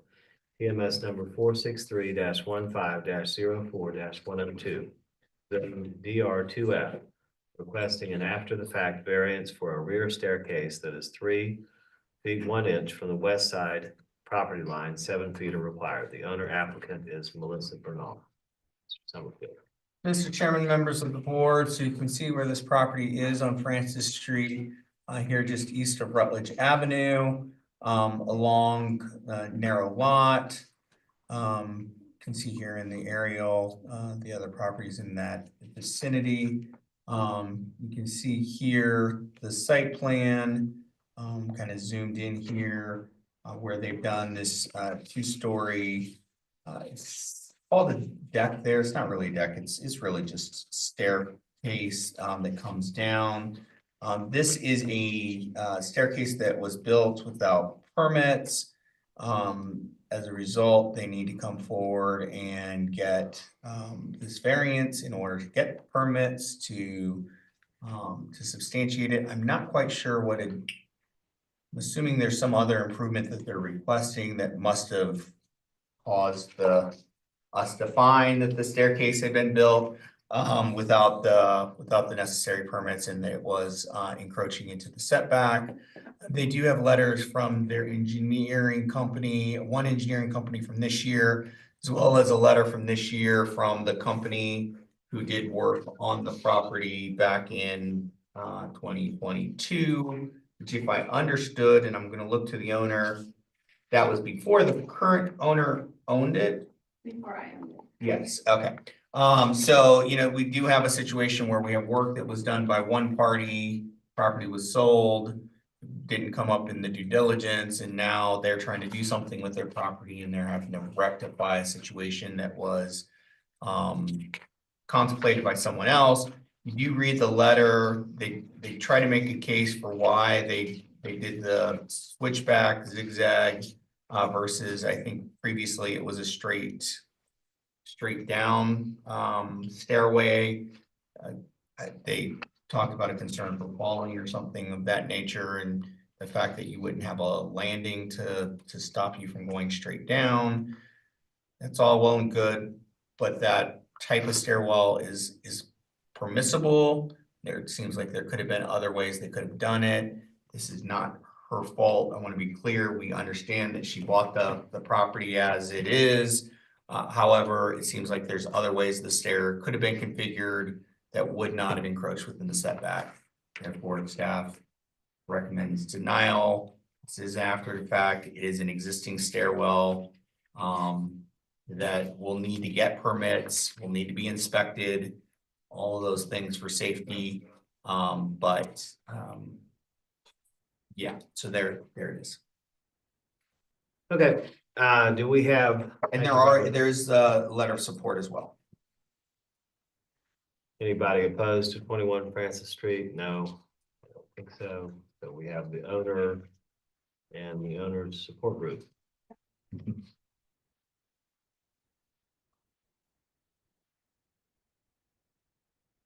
Also in all, I'm my primary residence. Yeah, I mean, like you said, I purchased the property. It was already like that, trying to make improvements, making the stairs conform for other improvements. I had an engineer, an architect, and the contractor sign off on everything. I've had building inspections. I've had the BAR approve it already. And everyone is saying this is the best possible way to build these stairs for safety. Because like he was saying previously, it was a straight down run. And the house is actually built within a setback. So that's kind of the reason as well. It's 1935 and the modern day setback is bigger than the actual house, so.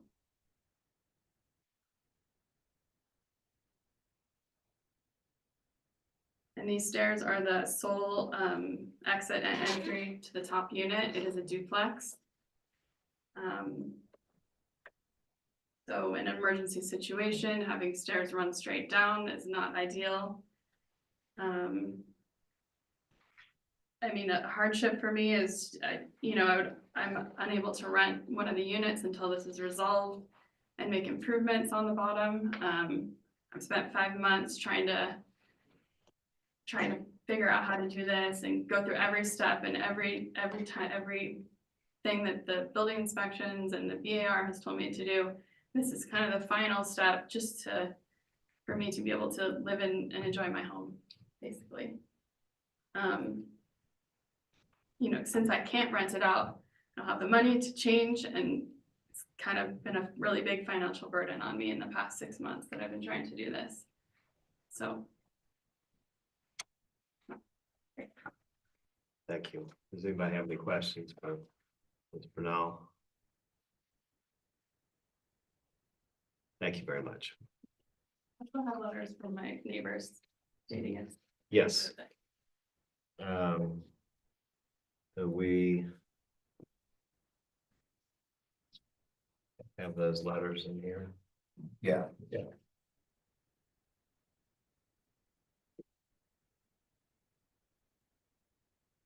One letter.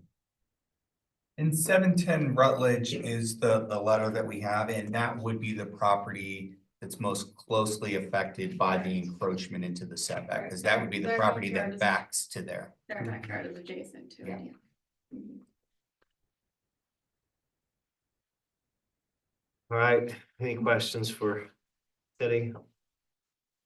Discussion? So the single flight, no problem, but because they turn, that's a problem. Because the landing ends up coming out into. Hangs off to the You got a left. mid landing that's. Yeah, so if you could see on the drawing, so that because they now have this, the landing there where they do the switchback, it actually comes out past the house and into the setback. And so that's the point of conflict here. That creates an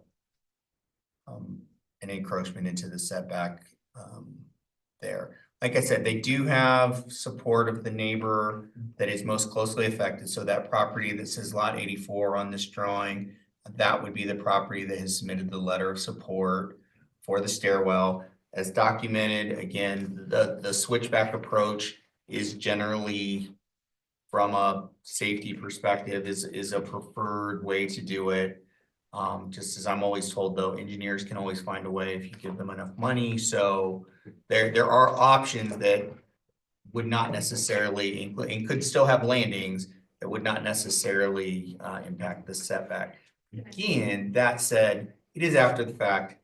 Can I just say something? Yeah, absolutely. I would have loved to have designed this. I'm an interior designer. I would have loved to make my own stairs, but unfortunately, this is how it was. I didn't design this, but it does need a set of stairs. It's very imperative. You can't get to the top without it. And hopefully, you know, the 4 feet that it goes back. Since my neighbor is not bothered by it, that you guys will also agree. Robert, I understand your position, but I'll make a motion for approval. I'm fine with that. All right, Mr. McKay, I'll moves to second that. approve. Mr. Goodwin seconds the motion. All in favor, please say aye. Aye. Any opposed? None are opposed. So the after the fact variance for 21 Franklin Street is approved. Yep, welcome. Back up. Stadium. You got that. That's right on that. Earlier than I thought.